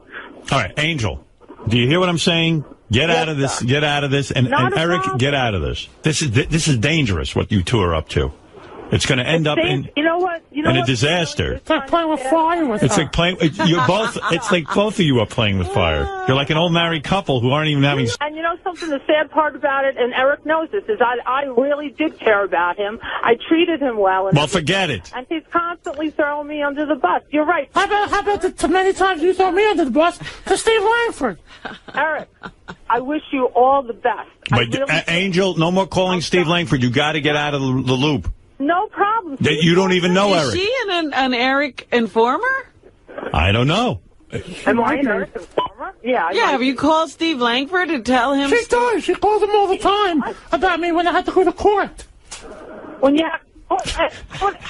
Your phone's breaking up. Report about... Yeah, all right, Angel, I got to go. Stay out of Eric's life, and Eric, stay out of Angel's life. Thank you. It's very simple. Did you drive to Eric's apartment to hang out with him in January? She's not there. We lost her. All right. How much money do you stand to get if you could get back in your mother's will? If you get 50%. Are we talking a lot of money here? I'm not sure. Is that what he would get? 50%, I guess. I don't know. Or 50%. Like they split. It's just you and your sister, right? Yeah. Your dad wouldn't get you. They're divorced. Right. So it would just be you and your sister, 50-50. Right.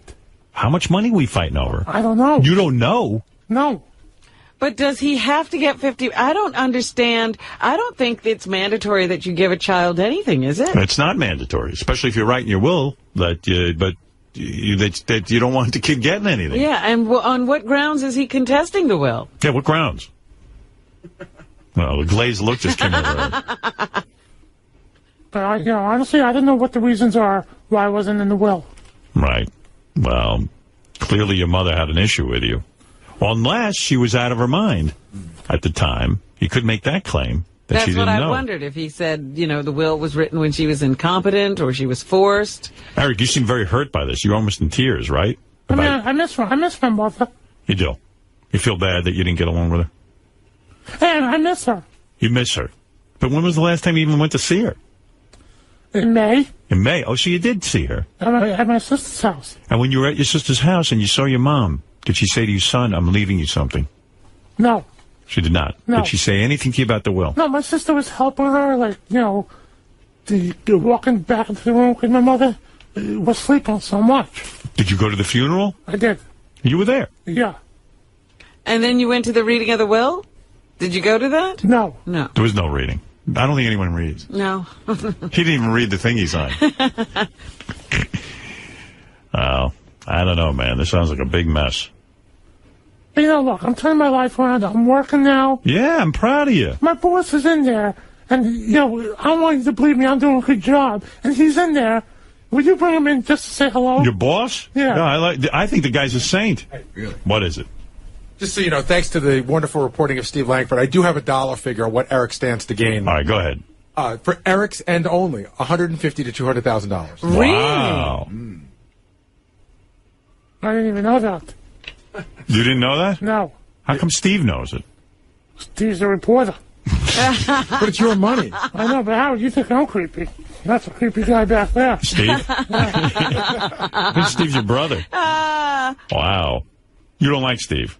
I would love to do his job for a day, see how I do. Right. Well, 150 to 200. Can you be trusted with that kind of money? What would you do with that kind of money? Well, 20,000 of it would go to pay back the people he ripped off. Yeah. By the way, when you all the money that you took from people, I calculated in my head, it's got to be like 10 or 15 grand. Why didn't you take all that money and get the operation for your voice? Because if I got the operation for my voice, I wouldn't be high-pitched Eric, and I wouldn't be on the show. So you don't want to change your voice? No. Oh. You feel your voice is your fame? Yeah, it's my calling. You know, like the prank calls. Right, that's true. So you want to be on the show so bad, you won't change your voice? No. Wow. But you would maybe have a more normal life and be with a regular woman and would lose he weight. Really? Actually, talk about losing weight. My boss, who's here, is trying to get me on an ABC weight loss show, too. Oh, the biggest... Oh, ABC weight loss. They have a new one. They filled out an application for him. His boss was telling me, I was a little surprised. The boss was telling me, the boss seems like a very normal guy. He said yesterday Eric was hanging drywall. Well, Eric said to me, he goes, I learned how to hang drywall and spackle. And I turned to the boss and I go, really? And he's like, yeah. And he said he hired Eric sort of as a bit of a goof, but Eric turned out to be a good worker. Yeah, that's what I heard. You're doing construction. Yeah. I'm proud of you.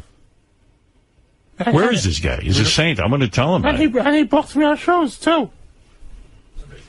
Howard, before he comes in, Bob Levy wrote some stuff down for me that I have to follow every day. Yeah. You want to hear what I have to follow? Sure. Okay. Do not think you are better or anyone is below you. Do not think you're better than anyone or that anyone is below you. Right. Okay. Bob wrote this down for you. Right. Don't do things that you might think is wrong, or I have to call him a Chrissy, his wife. What? What? Don't do things that you might think is wrong. or I have to call him a Christine. I still don't know what he said. How do you follow that rule? I don't understand. Treat people like you want to be treated. Right. Never fight or argue with anyone, especially women. Well, you just broke that rule. Yep. You don't have to kiss you don't have to kiss someone's ass to be someone. All right. The Beatles are the best band ever. Oh, right. Stop it. And also, a quote from the best movie ever, no man is a failure who has friends.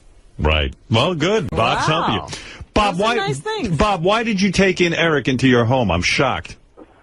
We got the call that he was in Penn Station, and it was like the middle of the winter. And my wife got on the phone, and called him and said, get down here right now. Get down here somehow, because, we have a house big enough to, put him in. And do you feed him as well? Yeah, I mean, we've been feeding him good, you know what I mean? And I thought he was going to lose weight since he was working in that. And I put him on the scale the other day just to see, and it came up error. Yeah. Well, I'll tell you something. I know for a fact. Didn't you go to Taco Bell recently and spend like $20? Yeah. That was for my lunch. That was for your lunch. $20? What is the... I mean, that's a lot of food for one lunch. I had 4 burritos and a steak quesadilla and a large soda. Wow. No way. Everything is 69 cents there, Eric. There's no way you had only that. Well, the burritos, I think, were like three so $2.99 each. Really? That much? Yeah. $2.99 a burrito. Right. You had 4 of those. And then you had a steak taco. No, steak quesadilla, which was about, like 5 something. Wow. Well, No, it's not. That's all heavy with cheese. Cheese and meat. Yeah. Yeah. It's a lot of stuff to eat there. But he has been eating good in that. I have. And he has been getting texts from that girl, and he showed them to me, and it's been for the last 2 weeks, Are you getting tired of him living at your house? I mean, this has been a long time. Well, it looks like, you know what I mean, he's almost, Mark looks like he has a place for him to live by him for like $100 a week. Now, your name is Mark. You're Eric's boss, right? Yeah. And he's doing construction. Yeah, he is. He's doing... And you were nice enough to hire him kind of as a goof to, like, sweep up and stuff. Yeah. And yet you say Eric is starting to succeed as a construction guy. Definitely. What has he learned? I mean, everything I tell him to do, he does with no problem. He's got a good spirit. He doesn't complain about picking up trash. He's one of your better workers. He is. I actually fired someone Friday to keep him on. No kidding. And I put insulation in the wall. I learned how to put drywall up. And you're able to do this? Yeah. In a professional way? Right. And you like it? I love it. Oh, wonderful. You love it. Anyway, he wakes up every morning, at 7 o'clock, and he goes, Bob, coffee's ready, and he's excited to go to work. And I told him, I said, you me over, I'm the last person you're going to over. And that's it. And you can't learn now. You're never going to learn. Your life has to change right now or it's over. And Bob, Mark's a friend of yours, and you hooked him up? Mark did work in my house, and I got him the job behind me at this big house, right? This really big house. And when Eric was living here, I go, can you hook him up with a job so he can, get a job and work? Wow. And he goes, I don't want to be around this guy. I don't know if I could trust him when I hear. I go, look, he's not like that. I mean, he just got to be taught to be a responsible person, and it will happen. Well, look at Bob. Bob is like a saint. Well, I'm even listening to the things he's written down for Eric. That's kind of new agey. Yeah, Bob, I think you made a new 10 Commandments for Eric. Well, you have to follow rules. You can't, How about you following those rules? Well, I will one day. I mean, I'm better at teaching people than I am at following them. Eating whipped cream out of a chick's ass on stage. All right, hey, Bob, thank you. It's fascinating. It really is, and I commend you. I'm happy for Eric. All right, thanks, Bob. Hey, Howard, can I give this to you so you can read it on the air? No. What is that? What is that? I would give it to you. I don't want to touch anything you touched. What is that? Plugs. Plugs? Yes. You read them where yourself. you're appearing? Yeah. You read them. I'm not touching that. You're a professional reader. I know, but I'm not touching that piece of paper. You read them, Gary. Please. Yeah, I'm afraid of the germs. Go ahead. See High Pitch Eric Friday, January 29th at Chambers Hill Fire Company in Harrisburg, PA, with Reverend Bob Levy, Shuley, and Beetlejuice. And see him on Saturday, January 30th at Fearless Fire Company in Allentown, PA, with the same guys. Go to www.revboblevy.com. All right. They're very good, Eric. Thank you. All right. So it seems like things are straightening out somewhat. And what about, and you never paid back Dino? Well, actually, I'm mailing that money order today. Bob's wife is nice enough to get the money order, for me. And I made a copy at Kinko's. But you still haven't. Dino, how much does Eric owe you? Hey, Howard. Good morning. Good morning, Robin. It was $750 6 years ago, so right now I think we're at interest about $11,000. So how much is that check for, Eric? The money is for $150. I'm going to mail it when I get back to Bob's this afternoon. Why are you waiting so long to mail this money? Because, my finances were tough. All right. So you will mail it today. I mean, why not mail it yesterday? I mean, why are you waiting? Because, I was working yesterday. I see. And it's going to go in the mail today. Well, Dino, there's good news. Eric has Dino, listen to me. Eric has a copy of a check he may mail to you at some time. He may mail. That's right. Well, put it this way. Bob Levy had called me up on my honeymoon back in early January and said Eric was sending out checks weekly. It's now 4 weeks later. He hasn't sent the check. He has no intention of sending it. All right. Well, Dino, let me know if you get it. All right. You got it, Howard. Thank you. All right. Dino feels you'll never send the check, Eric. Angel, go ahead. You weren't finished, you say. Yeah, I don't know what we were talking about or anything. But I was trying to tell you something, but I forgot. Yeah, but the same things that Bob is doing and is being successful with, Eric knows that I tried last year as well. And I really... All right. Now, I want you to stop with Eric. No, well, Bob just said that you've been texting him. She started again by calling you. Excuse me, I got cut off, Eric. I'm finishing a conversation. That's all. But Bob Levy just said that you were texting Eric as late as 2 weeks ago. 2 weeks ago, it stopped. Yeah, you're a bit obsessed. No, I'll tell you exactly what had happened, okay? Eric and I had a conversation. The last thing he said is, Angel, I can't get you out of my mind. I don't know what I'm going to do. And that was... Angel, there's a girl on the phone who claims you had sex with Eric since the benefit. At a hotel. Come on, Gina. You did with her at a hotel? No, I didn't. Yes, you did. Don't fucking lie to me. I'm lying to you about Eric. I had a hotel. We had a short stay for $50. Who paid for this? I did. You paid for a hotel? I paid for the hotel. You paid for dinner during the summer a few months after the benefit. When was it, Eric? After I got evicted from my apartment here in the city. You know something, Eric? I've already admitted multiple times of having sex with you, but I will not admit this. Let me find out what this Gina is. Gina, why are you saying this? Gina, how do you know this? I know it from Eric telling me. And he told me as it was happening, not when it was happening, like he would call me the next day and tell me. Eric, I want you to look me in the eye now. You're starting a new life. I want honesty right now. Yeah. Did you have sex with Angel since the benefit? Yes, we did. After the benefit. After the benefit? Yep. More than once. More than once? That's a lie. That is an out-and-out lie. Twice? Twice? He just said twice. We went to the Sawmill River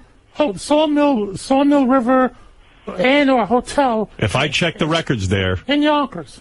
Did you go under your own name? Yeah, I did. I had to show them my ID. It was 50 for like 3 hours. Angel? No, what? In Yonkers? I've never been to a motel. Yes, you have. Don't lie to me. I've been to. Okay, fine. I'm lying to you. That's ironic. And what is this? You turned around. Did we have some the night that I came into the city too, Eric? No, but we had at that hotel, because you didn't want to tell anyone. You didn't want to tell anyone. You didn't want to let anybody know that we had. This is the ironic thing about it, because the last thing I said to you when you stopped calling me is that I refuse to be in a relationship with anybody that won't let anybody. Oh, Howard, she's getting married. Ask her about her getting married. Are you getting married? I got married last weekend. For money. A marriage of convenience. For money. Yeah, I did. A marriage of convenience. So what? And it broke your heart, didn't it, Eric? No, I'm not. You married a guy for money? Yes. It's a scam that she's doing. Huh? It's not a scam. It's something that I need to do to support my family. Just like you're not in love with your husband? No. Does he know that? I'm not in love with. Yes. He doesn't even live with me. And on top of that, let's go there too, Eric. You want to talk about scams? Are you working on or off the books? I'm not telling you. That's none of your business. Are you collecting unemployment? That's none of your business. Well, then how come my business is your business? Eric, look, we're going to Angel, right now. How about you have every right to throw me under the bus? I have every right to throw you under the bus. And we went to the hotel. Right. Did you have Eric with her? I want the truth. You never lie about having sex with a woman. Yes, I did. You're telling me, look me in the eye. Yes. You swear? I'm Howard Stern, your hero. Yes. You're telling me the truth? At the Sawmill River Hotel in Yonkers. I wish I was there. I got evicted from my apartment in June where Joey Boots was living. Robin, what do you think? This is unbelievable. I can't believe she obviously is obsessed with Eric. So, Howard, Angel, why did you marry a guy if you're not in love with him for money? I understand that, but what's his problem? What is he, a foreigner? Yes. Wow. Oh, my God. Jesus Christ, this is some web. I don't know what to say anymore. This is crazy. Mm-hmm. I admit. Eric, you're not lying about the sex. No. Angel, are you lying about this? No, I'm not. I've admitted to having sex with her multiple times. You've been very honest. So why the hell would I lie now? So why is Eric lying? He wants to look like a big man? But look, I'm not lying about this. Well, how many times did you enter her? Hold on. How many times did you have sex with her? How many times? Twice. Twice? You put it inside of her? We've only had sex.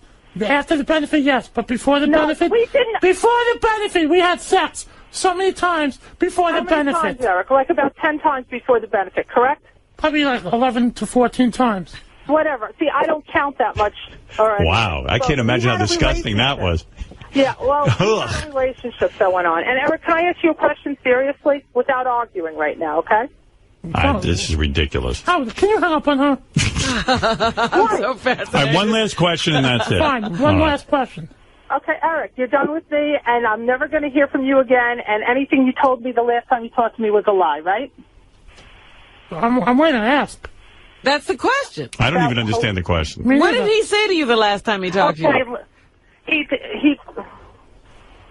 He told me he can't get me out of his head, and he loves me. You said that before. He'll never do anything to hurt me.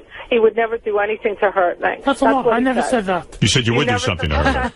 Okay, then you will be. Okay, you said you never said to her you can't get her out of your head and you're in love with her? You never said all these things. Are you in love with her? You love me. Okay, you know something, Howard? I'm about to go in my office. I am going to be faxing you a letter that he wrote to me. Are you in love with her or not? Am I in love with her? No, not anymore. You were. When did that end, Eric? When you started being an ass to me. When did I start being an ass to you, Eric? Was this before or after you had me come in the city and paid me $40 for gasoline because you wanted to see me? I was being nice to you, that's why. You were being nice to me, so you didn't love me then, right? Or you didn't turn around just on this... If you would give him shit, he'll love you. I wasn't giving him... He wants it back. He can have his back. Let him have his back. I'll tell you something. When I got evicted from my apartment here in June, remember I was living at the park? Yes. Okay, so... You were living in a park, yep. So in July, or, late July, I wasn't talking to her for a few weeks in July. It's unbelievable that you even have a personal life. Look at this. I mean, women are fighting over you. I'm not denying Howard, I were not talking for a few weeks in July. We had a huge fight. And then just a few weeks ago, after the fight we had, she sent me an instant message on AOL and asked if I wanted to get together with her and meet her in White Plains. Right. She paid for dinner in Yonkers, and then the all-you-can-eat Chinese buffet. Oh, that must have been so gross watching you eat. After the Chinese buffet, that's when we went to that hotel. We were going to see a movie. Then we decided, okay, let's go to a hotel. Right, you had to have each other. We went to the hotel, and that's where we had the sex. And she got naked in front of you. We both got naked. Both got nude in the bed. Yes. After the sex. And did you give her cunnilingus? After the sex, we got into a shower together, too. Wow.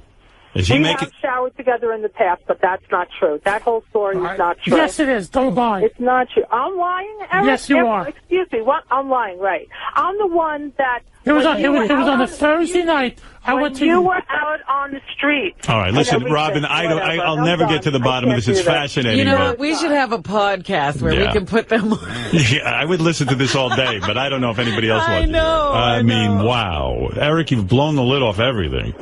Yes, Eric, I don't know what to believe. I want to believe that you and Angel had recently. You should. You have to. Yeah, I don't know why Angel would lie about it. Is she embarrassed? Okay, I've admitted to it a million times. She must be embarrassed to say that she went to the hotel, because she said, don't tell anyone. Oh, she said don't tell anyone. Right. Oh. Excuse me. Why would I be on the air right now admitting to everybody? All right, are you two going to leave each other alone? Yes. You're never going to leave me alone. You will? You promise? Have I left you alone for the last few weeks? Since January 9th, yeah. When you turned around and told me you'd call me back and everything, and then... All right, Angel, don't take his calls. Hang up. No problem. All right, thank you. This is turning into a mess. Wow. It's always been a mess, and it always will be the mess. And Eric, you know something? The one thing I will say, congratulations. Keep up the good work. Keep working, and it will turn your life around. I hope people see you for who you really are and not this character that you made. And you really are a nice person when you put them aside. Do you ever think of him like you want to have sex with him again? No, I don't think of anybody like that, Howard. You don't miss it? The part I miss about Eric, and this is the God's honest truth, is that when he was staying at my house for a little while, he was very conscientious. He was good with my kids. He kept the house clean, and he was very helpful at all. All right. Thank you, Angel. All right, Eric, that's a very nice way to end this. What do you do, Eric? You hypnotize this woman. I can't live without you. Who knew? Yeah. All right, thank you, Angel. You're welcome. Take care. Yes.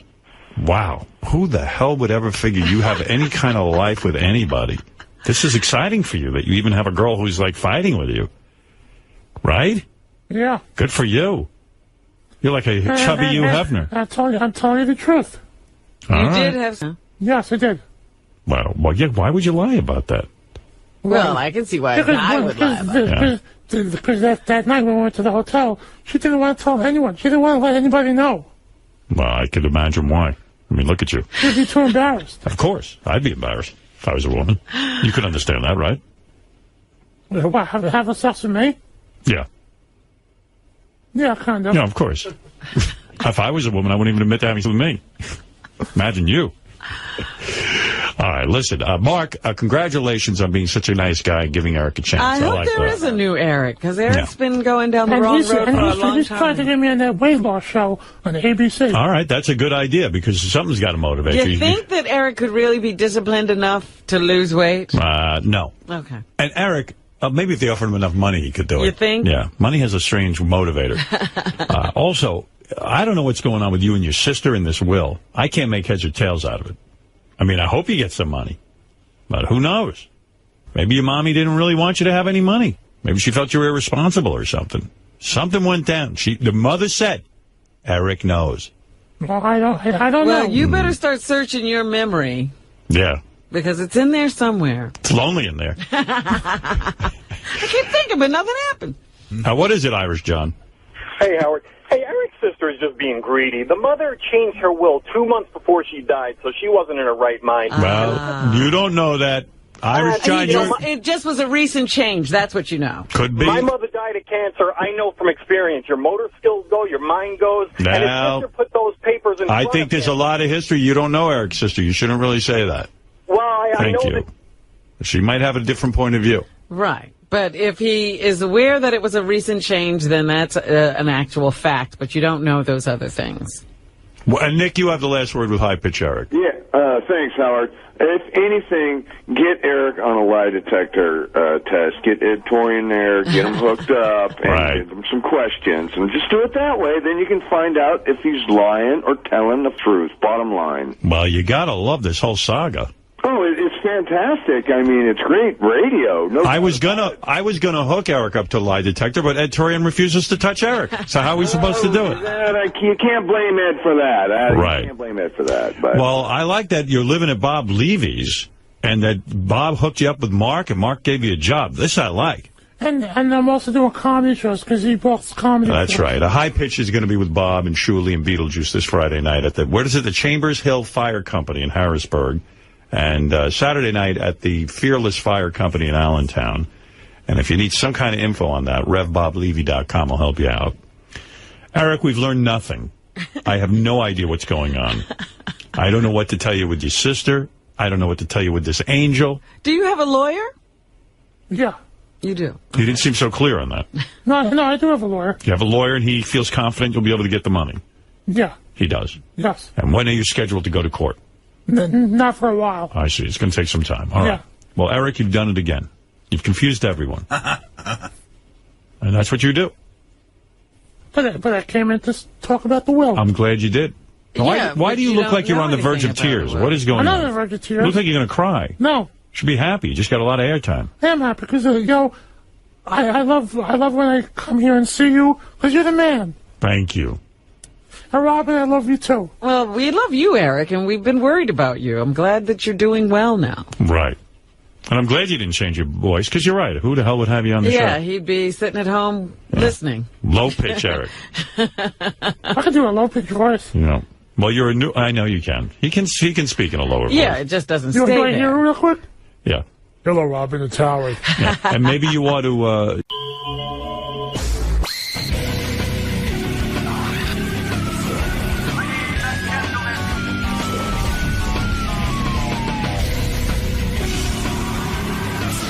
Are you looking forward to this interview with Howard? I mean, you know him off the air, don't you? I know Howard off the air, and Howard off the air is a little different than Howard on the air. So I haven't experienced this one in person before, but I'm going to make sure that I have Howard off the air on the air today. Wish me luck. Good luck. Tyra Banks is very successful. She's a successful model. She's a successful talk show producer. She's got that America's Top Model. She started that. She's worth, I think, $160 million. Really? Yeah, it is reports between 75 to 160 million. She can tell us which it is. Quietly just raking in the dough. Quietly. She's not noisy about it. Look at you, honey. Wow. There she is. That's a woman. Now look at her. Did you get better looking since I last saw you? Am I better looking? Yeah, you kind of are. Look at that body on you. Hi, Robin. Good morning. How are you? I'm good. How are you? Tyra, what age did you start to develop physically into this? Seriously. What are you talking about? I'm talking about when did you start? Puberty. Puberty? When did puberty come? And you have your natural breasts? Yes, Howard. Those are real. And you had them tested on TV, didn't you? I sure did, because I was so tired of people saying they're fake, they're fake, they're fake. Well, because most women are not that big. Yeah. You and Robin are blessed. Yes, Robin. Yeah, and I was a Victoria's Secret model, and I was selling bras to women and bras that uplift and all this kind of stuff. So I felt like I kind of needed to prove it. Are you a C? Howard, can we start with hi, how are you? I haven't seen you in so long. Well, that's typical. I know Tyra off the air. Yes. And we get to know couples, but then after a while, they don't even want to see us. Really? That is so not true. Beth and I are not fun. They have your house is friggin' insane. Thank you. It is so gorgeous. Thank you. And I remember Tyra's been there with with the boyfriend. I think you ought to steal from her. Okay. Yeah. Robin needs a guy like that. Does he have a brother? He does, and he's married. Oh, he's married. Yes. Are you ever going to marry that guy, John? We talk about it, but it's not necessarily the most important thing in the world. But why doesn't he ask you to? I don't get it. That's one of the things after you leave each time I go, why the hell are those two not married? Because maybe we don't want to be, Howard. Is he scared of marriage? I'd marry you in a minute. Maybe we both are. Are you scared of marrying him? I feel you want him to marry you. Have you ever been married? You've never been married. I've never been married. You know, what's the crazy thing that if you've been divorced, that's normal. But if you've never been married, that's not normal. weird. Normal, yeah. But I feel when I'm with you, if I may say so, I get a sense you want this guy to marry you.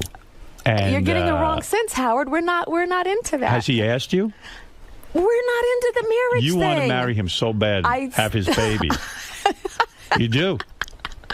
What, she is does. she whispering this to you? I just know. No, it's not true. But Howard, your house was so amazing. Do you remember, like, the next day I was about to hire a decorator and I fired them? Yeah, she fired her decorator after she saw my house. Because I was in love with his house, and I was like, I want my house to look like this. And it's finally finished. You have to come look at it. I want to see it. It looks like a baby version of yours. And who told you your apartment would not be done in a year? Who told you that? You. And I did. And you know what? It's still kind of not 100% finished. What is the delay? How long does it take to build an apartment? I don't know, like 3 years. What the heck? What did I tell you? I know. So you bought this apartment, and it's 3 years later, and you're still not in. I'm in it. Is it because I still have a couch? You're living in it, but it took 3 years to build. It took 3 years to build. Boy, you look good. Thank you. Yeah, you look. I could see why you modeled professionally, made a fortune. Well, how old were you when you started modeling? You started young. I was 15 years old. Yeah. Now, 15. Where did you grow up? L.A.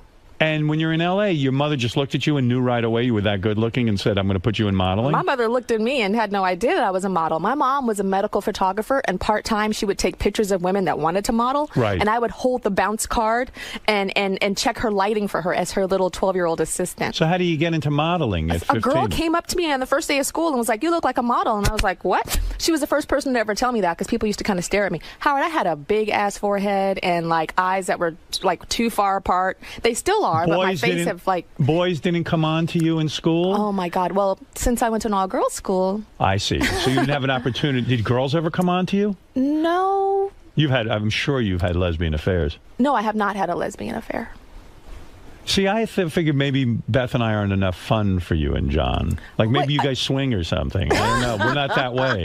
No. Oh, my God. Did I ever tell you the secret about you guys and our plan? No, what was it? Okay, I didn't know who Howard was off air versus on air. Right. And we had a signal that if you started talking about my boobs and crazy stuff and we thought that your house was going to be like all white lacquer and like black like leopard sculptures and stuff like that. And torture chamber. Totally like 80s And so we were like, okay, it's going to be that. There's going to be like 100 people there, even though he said it's a dinner with us. Yeah. And he's going to start talking all this crazy stuff. So I had like a little signal, which was save me, like I'm praying.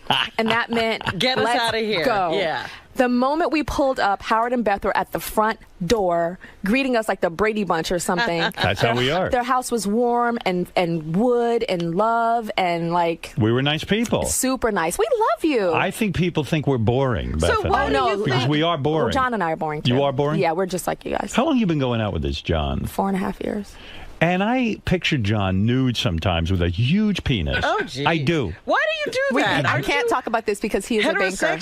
He is a banker. Yes, so we can't but I go there. I just imagine he satisfies Tyra. Is that because he's black? Can't talk about it. Not because he's... Is he black? So did you go to an all-white school? Were you the only black girl there? No, I went to a beautifully mixed school. A mixed school? We had chocolate, we had vanilla, we had caramel. Was your mother a dark-skinned black woman? My mother was like Robin's color, almost exactly. Is like Robin's color. And your father, where's he in the picture? My father's a little more chocolate. Are your parents still married? No, they got divorced when I was 6. I see. Yeah, but my dad's still in the picture. I mean, he used to work for my company. And so when you decided to be a model at 15, because somebody said to you, you should be a model, how does one go about becoming a model? I don't understand how you make that jump. Well, I waited. She discovered me when I was 13. I waited until the 11th grade when I was 15. Right. And I went to a bunch of agencies and... You walked around with a picture of yourself? I walked around with some snapshots that my mom took of me. So you must have known you were good looking, and boys must have started paying attention Boys still were not paying attention. You have to understand that model does not necessarily mean beautiful, alluring, or attractive to a boy.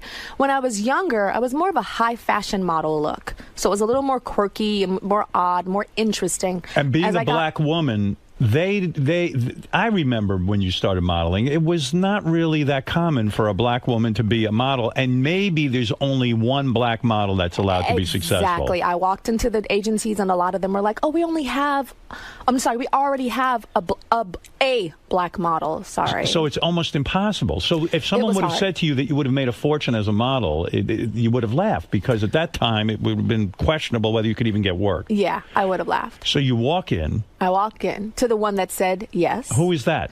LA Models. And are you grateful to them because they didn't say we have already one black model? I'm super grateful. I'm probably sitting in front of you now because of them. Although they did tell me I wasn't photogenic, that I should do runway. So I started off with runway with them. And you were super skinny, I imagine. I was very thin. To do a runway, how much? You're a tall woman. What are you, about 6 foot? No, I'm 5'10". You're 5'10". Yeah. What did look you at my weigh? heels. I mean, I have on like Those are 7-inch heels. Fantastic. Let me see your feet. No, I have corns. Okay. I like corn. So you walk in and you're 6 feet tall. I mean, 5'10". Mm-hmm. What do you weigh at that point when you're that age? At 15, I don't know. It's probably 110 pounds. 110 pounds Yeah. at 5'10". That's incredibly skinny, right? Very skinny. Skinny with the big boobs. It's not so big yet. How to be an incredible sight, right? Not so big yet. And so they put you to work. How do they put you to work when everyone's sort of not into the black model thing? It's all about whitey. Well, it's all about whitey. Yeah, right. Well, No, it is. Well, I started with runway, so they liked black girls on the runway because we were elegant and graceful. Right. So then I started there, and then I slowly started doing other stuff. How do you learn how to do that walk on the runway? What is that all about? I studied, and I've seen documentaries and stuff on you and how you studied and like really were obsessed. You studied what the women did. I studied. I went to the fashion library in Los Angeles and like was obsessed with tape, and I'd watch tape of girls from the 80s and just really like study them, 70s too. So when people say models are dumb, they don't have to know anything, all they have to do is sit in front of the camera or on a runway, you say no, there's something to be studied there. It's not that simple. Oh no, some of them really aren't necessarily that interesting. Because it's a secret. There is something to study about why some people break out and some don't. Yes. So what was the secret? That you somehow are more interesting? I think the secret for me was a lot of research. So like when I went to Paris for the very first time, instead of going to college, I went to Paris. I got accepted at every college I applied to. I wanted to be a writer. Yes, I wanted to be a writer and a producer for film and television. Were you the valedictorian of your school? No, I was not. What'd you get on your SATs? You know, it was different scoring back then. My SATs weren't that great. My ACTs were amazing. I don't even know if they do those anymore. I see. Yeah. So you didn't go to college? No, I didn't. I got accepted to all of them, but I got discovered to go to Paris at the last 2 weeks before my first day of college. I got discovered to go to Paris. And you said, screw college. I can make a fortune doing this modeling. No, I said, oh my God, this is the craziest decision of my life. What am I going to do? I don't know what to do. I talked to my mom. My mom said, follow your heart. I support you and whatever. Your mom was okay with you leaving for Europe? How old were you then? I was 17. 17, she's okay with you just taking off and going to Europe? Yeah, and the reason why I talked to her about it, and I said, Mom, if I got accepted to a university in Europe, I would go. I'm 17 only because I started school a year early. I would be 18, going to college at the Sorbonne or something in Paris. Yes, but it's very different. When you go to Paris as a model, isn't every guy a wolf, and isn't every photographer going to fuck you, so to speak? No. Do you curse at all? Yeah, I curse. You do? Yeah. But that's not your image. No, I curse. You won't I used to curse all the time on my talk show, but see, I was beeped because I was on, network television. When you would go to Paris to model and looking the way you do, even though you think you're ugly, looking the way you do, didn't every photographer try to bang you and say he'd put you on the cover of Vogue? Okay, I don't understand this, Howard, but it did not happen to me. Did you go to Paris as a virgin? Yes. You were a virgin? I was a virgin in Paris. You never had a boyfriend up until then? No, I had boyfriends. I just was a virgin. I remember doing doing a photo shoot with Naomi Campbell and Beverly Peele for American Vogue and talking about virginity, and they were shocked that I was still a virgin. Naomi Campbell was the one who was mean to you, wasn't she? Yeah, but this was a nice moment, and she hated you because you were black. Am I correct? Tell the truth. And successful, maybe? Yes. Yes. She couldn't deal with it. She said, I'm the black model, not you. Well, no, the world said that. Right. The world told her there can only be one, and here comes the new one, and Naomi, you better back up. So she reacted very strongly to something that was already negative. You know and what way did she express that to you when you were modeling with her? What did she say to you? You know that movie Showgirls? Yes. Just do that and make it the modeling industry. She was really brutal to you. Did she try to sabotage your career? Just the movie Showgirls. That's How does a woman try to sabotage But she your career? apologized. She came on my talk show years later, and she apologized. But my life was a living hell. I'll admit, it was a living hell for years, for many, many years. Well, I know what was in the press was she always said you were copying her, Yes. you mimicked her walk, you were trying to be her. Yeah. And it was the exact opposite. I got known for my walk because it was actually kind of comedic. So if that was copying hers, it was mine was very... What was your walk? I was very animated. Very, very animated, and I would change my walk depending on what the designer was. What could a girl make walking the runways of Europe? Can she make? How much can you make a day doing that?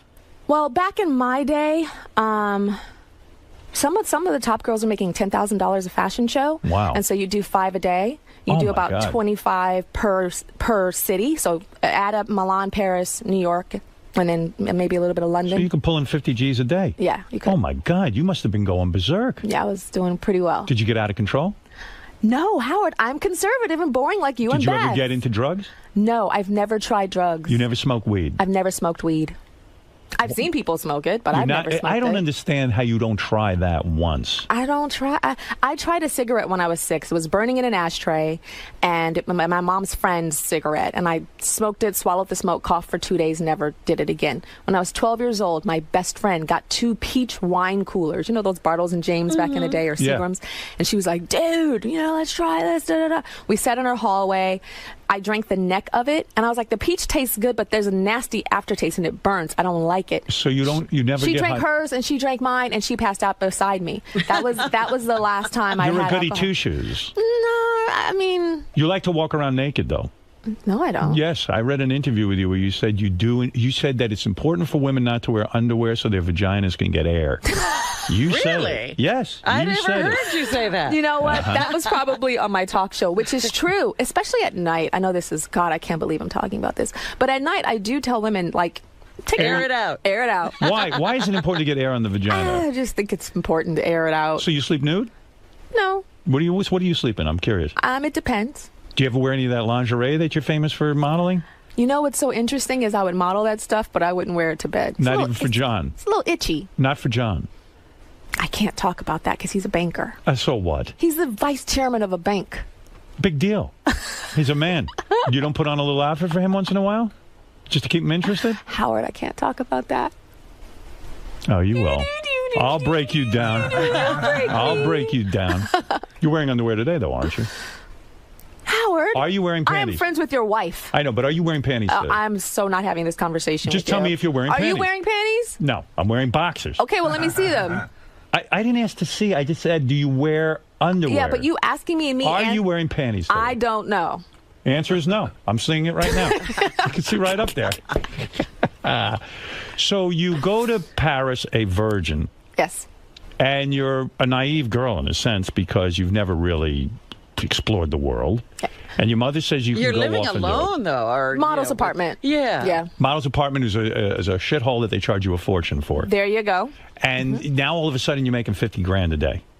Mm-hmm. That's pretty heady stuff. Mm-hmm. Who's managing the money? Who's doing what? Mommy. My mama. Yeah. Mommy. My mom was at work in Los Angeles, and she had a pile of work from, she used to work at Jet Propulsion Laboratories, JPL, and then a pile of my modeling stuff. And then when that pile started getting higher, her employer came up and was like, her boss was like, well, what is going on?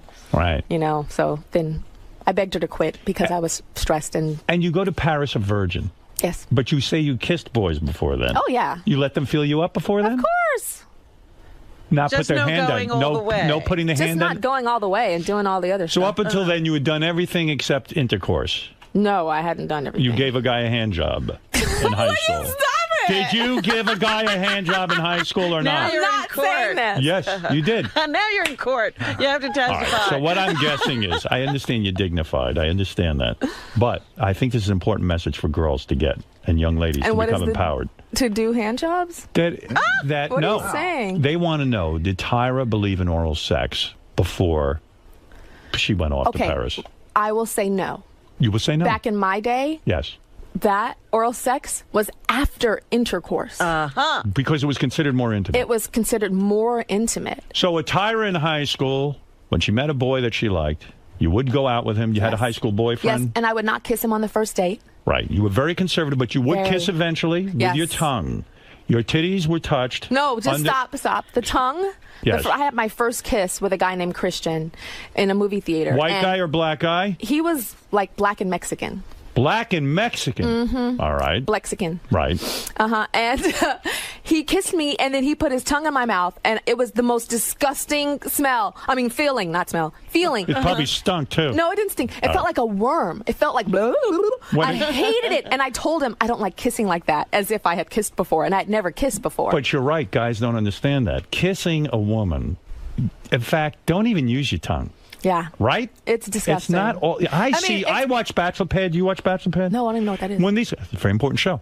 These guys kiss. They open their mouth before they even hit. Yeah, and they go... And the tongue goes in the mouth. And the tongue is supposed to be subtle and like a nice thing. Maybe once in a while, a little some contact, but not a lot. No. Guys are too... And he went, bleh, and I was disgusted. And so you backed off. I never kissed him again. So your line, what I'm trying to say is, as a young girl growing up, as beautiful as you were, you held something back. You allowed these guys to touch your breasts underneath your shirt.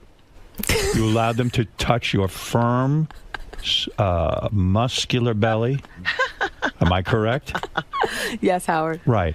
They could put their hand down your pants and squeeze your ass and touch your vagina. Am I correct? No. That's not true? No, not that much. Nothing below the waist? No. They could rub over the on pants. the butt, but not the other part. No touching of the vagina until you went to Paris? Let me tell you. No, I didn't do anything in Paris. Let me tell you, my mother took me on a train from Los Angeles to San Diego when I was around 13 years old, and she says, we're going to have a talk. And my mom gave me the most descriptive, embarrassing sex talk ever. And what was that talk? She said, you are going to start, having relations with guys, and they're going to touch you and they're going to kiss you, and your body's going to feel like this, and this is going to start quivering, and then your breath is going to quicken, and da-da-da. Wow. The boy is going to say, oh, let me do this, let me do that. He'll even say, let me put it in a little bit. And I talked about this on my talk show. Yes. Right? Let me just do this, let me put do the that. Tip in. Yeah, all that. So she gave me a very graphic, like I wanted to vomit on that train talk. And yet... Cut to 3 years later, a guy is saying everything she said. And because she had told me that, I was able to say, oh my God, he just said, let me put the... So I was like, oh, no. You recognized all this and said, my mother knows something. Had she not told me that, I probably would have said, okay. You always go out with super good-looking guy? You ever go out with an ugly guy like me? You're not ugly, Howard. Well, I'm not very good-looking. I know that. Would you ever date a horrible-looking man like myself? I cannot answer that question because I don't think you're horrible-looking. But if you cut off like yourself, I can answer it. But you're very true. Your mother is a very bright woman because she's right. That's Guys, what mothers don't do. They don't. And so their daughters One thing I never said to a woman, never let me put the tip in. You know why? Because my whole penis is a tip. That is the whole is thing. it. That's the whole experience. That's it. That's all there is. Have you ever laughed at a man because he was too small? Not to his face. But there were men you've broken up with because their penis was too small, didn't you? Admit it. I happen to know this. Help me. No, is that true? No, you didn't break up with him. If you were with a man, have you ever been in a situation, and you've been around a lot of good-looking men. We are not talking about Hold penis it. size. You don't even know what I'm going to ask you. Let's talk about yours. I don't want to talk about other ones. It's horrible. It's embarrassing. Because this is why I'm asking for myself, not for you. When a man pulls down his pants, you take a look, and you say to yourself, oh, my goodness, what a disappointment, right? I mean, if it's small. You do have that reaction, don't you? Well, what you can ask is, does size matter to you? Yes. A lot of there's like this thing out there that women, have put out that, oh my God, something should be as like your microphone or whatever. Right. As thick and as a beer can. Yeah. And that's not the case. Right. And it makes guys very, very insecure. But at the same time, I think it's good for guys to be insecure about something physically because women have so much pressure about their physicality. So, sure, give you guys some kind of penis envy and insecurities because we're dealing with all other kind of stuff, too. You've been with men where you sit there and go, oh, my God, look at that. That's not going to get the job done, right? I mean, it's a disappointment, isn't it? Howard, I'm not answering Isn't that it, Robin? Is it a disappointment when you're standing there with a man that you're attracted to, you finally have his pants off, and there you see... No, if you like the man, you're not going to do that. I could hear that giggle. Oh, stop it. That all of you have. Howard, you've gotten girls. I've gotten a few. And you're like... And nobody's ever laughed or left. I keep it hidden. And you just kiss with no tongue. That's right. And say, I'm respecting you. So you go to Paris, you're naive, Yes. sexually, you have barely experienced, and you've never made love to a woman at that point either. No. And you never have tried that in your personal life. No. I'm sure you were hit on as a model by many women. Only one model, actually, and I wouldn't even consider it hitting on me. But she was a lesbian, and everybody knew she was a lesbian. And I was backstage at a fashion show, an American fashion show, and I took my shirt off, and then she, like, pinched me. Was like, oh, my God, you're making me crazy, and ran out, and that was Pinched your breast? Yeah, and that was it. And she ran out and said, you're making me crazy, and that's it. That's my encounter. Woo. All right. So what's remarkable is you then go off, and your mother sends you, even she gives you the lecture, she sends you off into Paris. You're making $50,000 a day, and I can't believe there isn't a point in your life with that fast lifestyle and all the famous people you start meeting. I can't imagine that there wasn't a period of time where you went berserk, and you didn't. You're a level-headed girl. I never did. De Niro never hit on you? Nope. I had my eye on the prize. I had, like, tunnel vision. Like, when girls were hanging out at the club, I was hanging out at the McDonald's on the Champs-Élysées. Right. You know, like, I just have never been attracted to, like, darkness. And for some reason, like, I've heard stories of models working with photographers that I've worked with, and the photographer answers the door naked and all this stuff. I'm like, what? And none of that happened to you? That never happened to me, and I don't know. Is this something in my eyes? Do you see something in my eyes, There Howard? was an attempted rape? Nothing? No, come on. No, there was a photographer like, years ago, like close to when I was retiring from modeling, and I felt like he had a crush on me. Right. But he was like a schoolboy. He was like, do you have a boyfriend? You know, that He was polite. Yeah, that was... Maybe you're intimidating. I don't know. Or maybe it's just the way you carry yourself. There was something in my 17-year-old eyes that kept people away. Yeah, but it wasn't like a toughness. It wasn't like Gia, that model Gia. It wasn't like, ooh. You lost your virginity in Paris? No, Howard. You did not? No. How old were you when you lost your virginity? I'm not going to say, but it was not in Paris. Were you 20? You waited that long? I'm not going to say. Why wouldn't you say that? So many women out there want to know. I'm not going to talk about that. Why? Why not? How old were you when you lost your virginity? 16. 16. And it was horrible. Woman cried. Why did she cry? Why? Because I was her boyfriend. When it happened, did you call your mother? It seems like your father is absent in all of this. He's so not. He's a part of your life? He's such a part of my life. What does he do for a living? Such a part of my life. He's retired now, but he was a computer consultant. Does he run around every minute? Tyra's my daughter. This is that, the other thing. Nothing. No. Nothing. Very low-key guy. No, my dad likes to throw parties and stuff, but he's low-key when it comes to me, yeah. And so, did he warn you about the tip of the penis, or just your mother? My dad would never talk to me about anything like that. Honey, guys are going to say they're going to put the tip of the penis in. He would never in a million years. That was all my mother. So when you lose your virginity, I take it you were older by today's standards. You waited a while. Especially by today's standards. Was it a disaster for you? I did definitely tell my mother after. I imagine the guy was beside himself. I mean, you are some knockout. I wasn't then, Howard. Right, you were a professional model in Victoria's Secret. I wasn't Victoria's Secret that young. I mean, come on. I was not. But you're that girl. I am now. Right. He can look back and retroactively say, oh, yeah, but no. Is getting older harder for you? Do you sit and obsess about your looks? Are you worried about your looks? Howard, I am black. I don't obsess about wrinkles because they don't happen to us. You do look very young. I don't even know how old you are. I'm 37. You're 30. Yeah, you look like a young girl. Thank you. No Botox. Why did you quit modeling so young? You felt that, hey, I don't need to do this. I can become a producer? Yeah, I felt like I was doing my talk show, and I felt like, I was doing America's Next Top Model, and I felt like... Whose idea was America's Next Top Model? 100% mine. I created it. You created the show? 100%. It's like the American Idol of modeling. 100%. It's in 170 countries, and I own a piece of all of that. Why do you only own a piece? How much of a piece do you own? Because I have a network. I have to have a partner. I have a network. See. So when you're a producer of America's Top Model, it's a big payday, right? It's very nice. How much of that show do you own? It changed my life. How much of the show do you own? I can't say how. You own 25%. I'll say it. I know exactly what you have, what you own, and who you had sex with. How do you know? Because I know. I know these things. Pretty good. Yeah. You own. I'm not confirming it.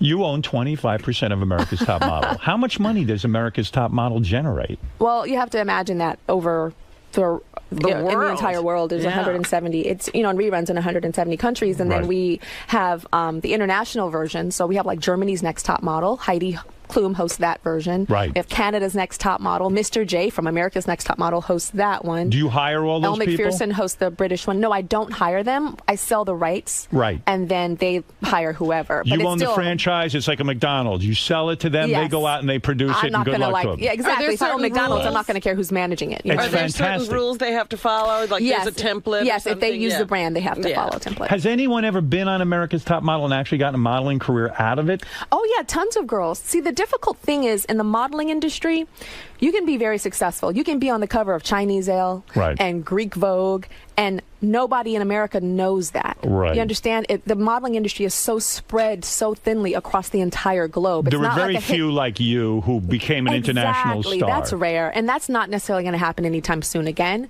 because the supermodel has now transitioned to reality stars and singers and actresses. When you hit fame, did you start hanging around with Cindy Crawford? No. No, you don't have other model friends? No, Rebecca Romaine and I were very close when we were modeling. Super close as models. Why are you no longer close? I don't know. It just I'm happens. in New York. Yeah, that's Do you just have normal. close friends? I love Rebecca, though. Every time I see her, it's just Do you like have a lot of love. close friends? I do, but they're mostly from high school. I see. Not the modeling chicks that No, you met along the way. mostly from high school. I see. You also started to transition into acting. Yeah, I acted. I hate when people call me actress. I'm like, I don't deserve that title. You were I in one did of some acting. My daughters were in love with that movie where you play like a Barbie doll that comes to life. They love that movie. must watch that 50 times. Yeah, life size. Life size. Where I would sit there and watch that thing over and over again. Believe me, listen. No offense. I could have beaten off to the thing. They're watching it as an innocent. You know what I'm saying? You're parading around in different outfits. I like it. I'm watching it with the kids, but I'm seeing it on a whole different level. So I perverted the whole stupid movie. It's disgusting. It is disgusting. I'm so sorry I did that. Will Smith's girlfriend for on Fresh Prince of Bel-Air. Yeah, Fresh Prince. You never had sex with him? No. Not with Will hit Smith? On you? No, he never hit on me. Were you insulted? He was super. Why? What do you mean he never hit on you? No, he never hit on me. He was very like, I wouldn't say paternal because he's not that much older, but he was very like warm and. How odd is that? He didn't hit Are on you me. kind of freaked out when a guy doesn't hit on you? No. Will Smith didn't hit on you? No, he was married, Howard. Oh, I think they swing those two. Stop it. Well, he wasn't with Jada then. He was with his first wife.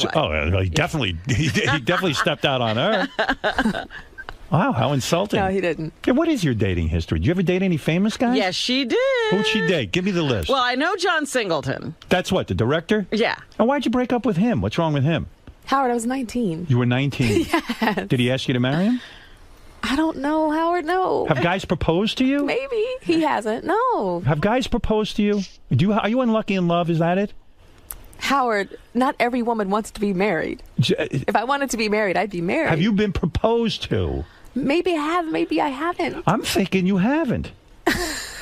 Could you be a pain in the ass or something as a girlfriend? No. Are you sweet? I look strange because I haven't been married, Howard. Do you understand? If I was sitting here, difficult to live with? Howard, if I was sitting here and was divorced twice, you would be looking at me differently. No, I'm as if it impressed was with normal. you. But a guy's not asking you to marry them. This John Singleton character, did he treat you good? He was very sweet. Yes. Very nice. But was he abusive or something? No. Why would you say that? I don't know, I'm trying to get to something. I thought you knew something. No, not at all. Did he cheat on you? I don't think so. And he was a director, and you were this hot model, and you're going out, and he's banging you, and you're having fun? Was he your first? Did he take your virginity? Has anyone ever broke your heart? Howard, I've had my heart broken so hard that I've lost 20 pounds in like 3 weeks before. You should be the heartbreaker. I've done that too. I can't believe. Yeah, but I've been heartbroken. Who would leave you? Like hardcore. Like I had to like move into my mom's house for a little bit, and like she used to have to feed me with this one breakup. Who broke your heart? Mark Messier? Did you date Mark Messier of the Rangers? The hockey player? Oh, no, I didn't go out with him. Yes, you did. I went out with him, but not out with him. What do you mean? Like, I went out with him in public, and I went to a dinner with like 10 people, and people thought I dated him. So there was no romance? No. You dated Seal? Wow. Briefly. Will we stop this? What is this music? Seal broke your heart. Aren't you glad you didn't marry Seal? I mean, he's only had 2 hits. Oh, stop. He's not that good. I love this music. You went out with Seal.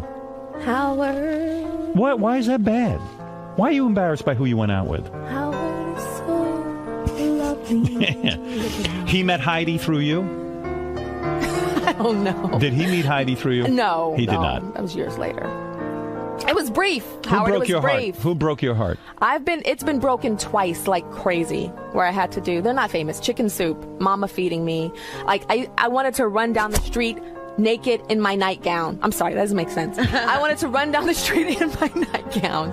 Like, anxiety, like, These aren't famous guys. These are just regular guys. Just regular What guys. are they? They're like regular working guys. Regular working guys. So you give a regular guy a chance. Oh my gosh, yeah. I went on a blind date with a regular guy years and years and years ago. What regular guy broke your heart? I mean, why wouldn't a regular guy want to marry you? That's what I can't figure out. Because maybe I didn't want to marry them. No, but you say they broke your heart. Doesn't mean that marriage was in the picture. But they broke up with you. Who would break up with you? I've been broken up with, Howard. Wow. Aren't you shocked by that? That like a regular guy is dating Tyra Banks? Every woman has this They don't story. understand, yeah. There's no woman, I don't care how beautiful, how famous, how wealthy. Wow. They all have the same story. Well, maybe they're not easy to get along with. That's what I'm driving at. Maybe there's something about you, but you seem pleasant. To me I'm pretty. And you're But interesting and bright. Howard, Yeah, I mean, she's a saying home like run. Beth has never had a broken heart. She hasn't. Oh, she has. No, she hasn't. Absolutely, Oh, no way. she has. I'm sure she has. Please, look at her. I'm sure Who's going to she break has. up with her? Plenty Howard, of that's guys not have how it broken up works. with her, and you know it. No, they broke up with her after she had no inch. She treated them like they weren't. She didn't give them the time of day. This is a fantasy you have in your head, but there's no woman who hasn't had her heart broken. I agree, Robin. And Tyra's not getting proposed to left and right? Come I'm on. sure she has been. She probably didn't even notice half the approaches she gets. I'm like, why are you on your knee? What are you doing? Come on, let's stand up. Do you ever date white guys? I have. You have? Yes. Disappointing? No. Good guys. Yeah? Yeah. Not opposed to a white guy here and there? No. But you have to marry a black guy. You got to treat me right. Right. I don't care if you white, black. Oh, I'll Just treat you gotta be right. right. Oh, believe me. You'd be treated like a princess. Trust me. What is that? A book? That's my book. All right. Tyra wrote a book. Yeah. Now, did you write it or someone else wrote it? Howard, I wrote this book. By yourself? Not by myself. I have tons of people that have helped me. For instance, I wrote a section that deals with a professor, which I'll get into it in a second, or a teacher, and she's from what I call didgeridoo. And so she speaks with an Australian dialect. So I wrote the whole thing. Then I went to my friend's office that works at Harper's Bazaar, and I sat in her office for 2 hours and says, "Is this right? Is this right? Is this right?" Right. And You so, have someone you know go what I'm over saying? with you. So I had a lot of that. Did you write this book? Did you write this with a type or with a computer? Yes, with a computer. Do you type? Most of it in New York City. I type super fast with 2 fingers. You're a two-finger type. 2 fingers. I spent tons and tons of time in the New York Public Library at Stephen Schwarzman Building, the real beautiful big library. Yes. Months and months in there, and all across the world. Most people. But what is the book about? We don't even know what we're talking about. The book is called Model Land, and Model Land is a fantastic modeling academy on the top of a mountain in a town called Metopia, and they build the world's most amazing models, and 7 models graduate each year, and the world is obsessed with these people. In other words, it's a school where they train women to be models. There you go. And they pick them out at birth, almost like what they do with chess players in Russia. No, they don't. They get discovered on a certain day called the Day of Discovery. I see. And then they get shipped off to this school. But is it like Harry Potter for models? It's like America's Next Top Model with some magic. Sprinkle some Harry Potter, sprinkle some Hunger Games in there. I've heard Alice in Wonderland. I've heard Charlie and the Chocolate Factory from different critics. Has the book been reviewed? It has. Did you get good reviews? Oh my God, Howard! My first review was from Publishers Weekly, and it was amazing. So is that a big rush for you, more so than the TV, more than the modeling? I love creating like stories, right? So this girl Tuki was interesting. At the beginning of this interview, you were asking me about my modeling career and all the stuff that has happened to me. So I got discovered at 15 years old. Tuki gets discovered at 15 years old. So it's a lot about you. It's very similar. I mean, Tuki has one green eye. Look at that. Does Tuki ever have anal in the book? Oh, Howard, that was really awful. Why? Why is that awful? That's awful because she's 15. No, well, eventually she gets older. No, that's Oh, she awful. stays 15 through the book? Yes. Well, then anal's out of the question. That is awful. Yes. Well, how do I know that? Are you still afraid of dolphins? Tuki's never even kissed a boy. Is Tuki afraid of dolphins? Tuki is afraid of dolphins, yes. How are you afraid of dolphins? Does that freak you out? On your TV show, you were afraid of dolphins. No, I am afraid of dolphins. Well, how did you develop this fear, and when did you discover it? And why try to get over it? Who cares? When are you going to encounter a dolphin? Anyway? No, I wanted to get over it because I used to have dreams that I was in a swimming pool and dolphins were, like, bumping into my legs. And that freaked you out? It freaked me out. So you, on your TV show, you put yourself in a tank with dolphins? Yeah, I went to SeaWorld, and please stop it. Did it cure you? I thought it did, and I went on my show and, like... You know, tried to, but then I started talking about it and I started crying on stage again. And then at SeaWorld, I was like, okay, I went through stage 1, 2, 3. Okay, let me like tread water with the dolphin, and the dolphin can do that tread water thing that they do, and I'll do it in front of them. And my guide said, I'm sorry, I can't allow you to do that because you're still a mess, and you could flail and like hurt the dolphin's eye or something. So I was a danger to the dolphin. I've read reports that you're worth $160 million, and then I've read reports that you're worth $75 million. What are you worth exactly? Down to the dollar. I would never in a million years tell you. Oh, you are a multimillionaire, I though. would never in a million years tell you. You could probably just retire from America's Top Model, even if you never did a talk show or anything else, right? I live very, like, frugally. I live underneath, you know, which I always tell people to do that so that you're not at mercy. Right. Yeah. Yes. So I try to be conservative. And so do you see yourself now, because it freaked me out when you walked away from a hit television show. Yeah, I was going to say, why did you walk away from the talk show? Why would you? I thought you were lining up to be like the next Oprah or something. This was the plan. We had a plan, and then you threw it all away. Well, that wasn't my plan to be Oprah. You know, yes, it was. So no, it wasn't. I'm telling you, that was your plan. You don't even know your own plan. It was not my plan. All right, what was the plan? It was my plan. I'd still have a talk show. No, I honestly, a lot of it had to do with my well-being. I wasn't well. So doing America's Next Top Model. Physically You were run down from doing the show? Run down. Is it a huge demand on your time to do a show like that? To do both it is. So you have, you know, with a talk show, you have to do 100 and something a year. And it'd be different if I was just showing up, but I was the producer of that show, and you know, so it was hard. In other words, you can't just walk in and they give you the topics and then you do it. No, you have to sit there and brainstorm and do things. Everything from promos to budgets and to, you know, everything, to guests and research and. But when a show is successful like that, isn't it hard to finally pull the plug and say no? I mean, first of all, you were doing the show in L.A. You moved to New York. And then even the people moved with you to New York. And then supposedly they were upset with you because you canceled the show and they moved their lives and all that. Even all of that is a responsibility. Yeah, it is a responsibility. I always have a responsibility. You know, no matter what job and what production I do, that is a responsibility. But I still have to think about the health. But at the same time, you have to understand that the television business was also not necessarily doing well because of the because of 2008, because of the recession. Right. So it also didn't necessarily make the most financial sense to continue as well. So you were putting in a lot of hours. You said, hey, I'm doing very well financially. I don't need this aggravation of doing a daily talk show. And when you go to them and you say, I'm not going to do it anymore, do people try to talk you out of it? No, it was a conversation that we had with the production company. Right. You know, because it's a business for them too. So they're looking at, you know, advertising and dollars and the recession and everything, and so we just decided Were they pissed to at you? continue. No, no one was mad. No. Do you miss it at all on any level? No, not at all. You don't. No. You know, I kind of do miss interviewing people every now and then. It feels weird to be on this side. Right. You know, so I do like interviewing people.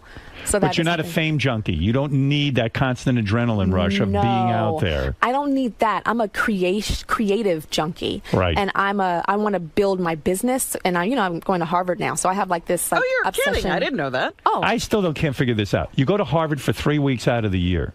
How do you get to go to Harvard for 3 weeks out of the year? And then what degree do you end up with? So it's like an executive business degree. Right. Yeah. And I graduate next year. And you live in the dorm for 3 weeks? Yep. Do you have a roommate? Nope. So we share a living room. We share a bathroom. I'm sorry, we don't share a bathroom. There's a girl you share a living room and bathroom with?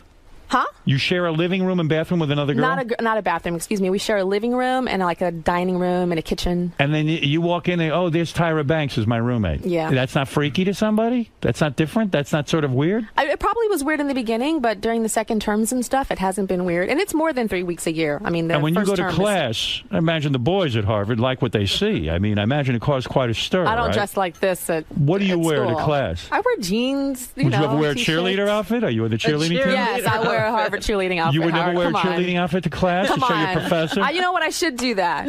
Why not? I should do that. Maybe they wouldn't cold call on me. All right, so your life now, you gave up the talk show. You said, is your health better now?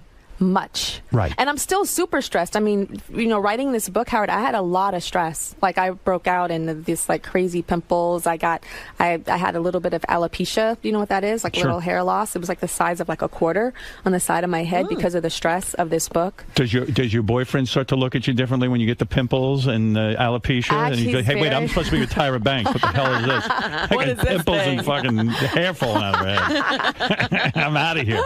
He didn't abandon you during that time? Not at all. I see. Very supportive. Does your boyfriend know your net worth? Did you ever discuss it with him? With John? We're open. You are open about it? You say, listen, John, I'm worth $160 million. Shut the fuck up. You might be a banker, but I got all the bank I need. Do you ever say to him, look, this is what I'm worth? You sat him down? No. Do you know his net worth?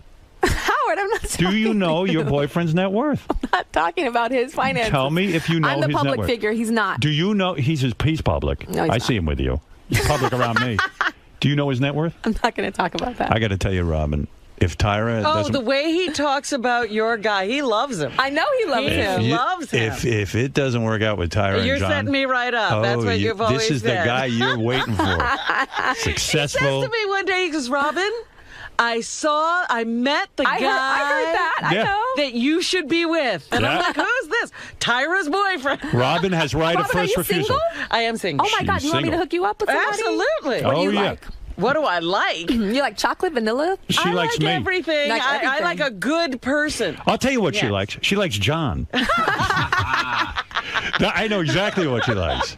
But this Someone John, like John, apparently. he's 6'5". He walks around straight. He's 6'7". He doesn't even hunch over like At me. 6'7", he doesn't. He's 6'7". Huh?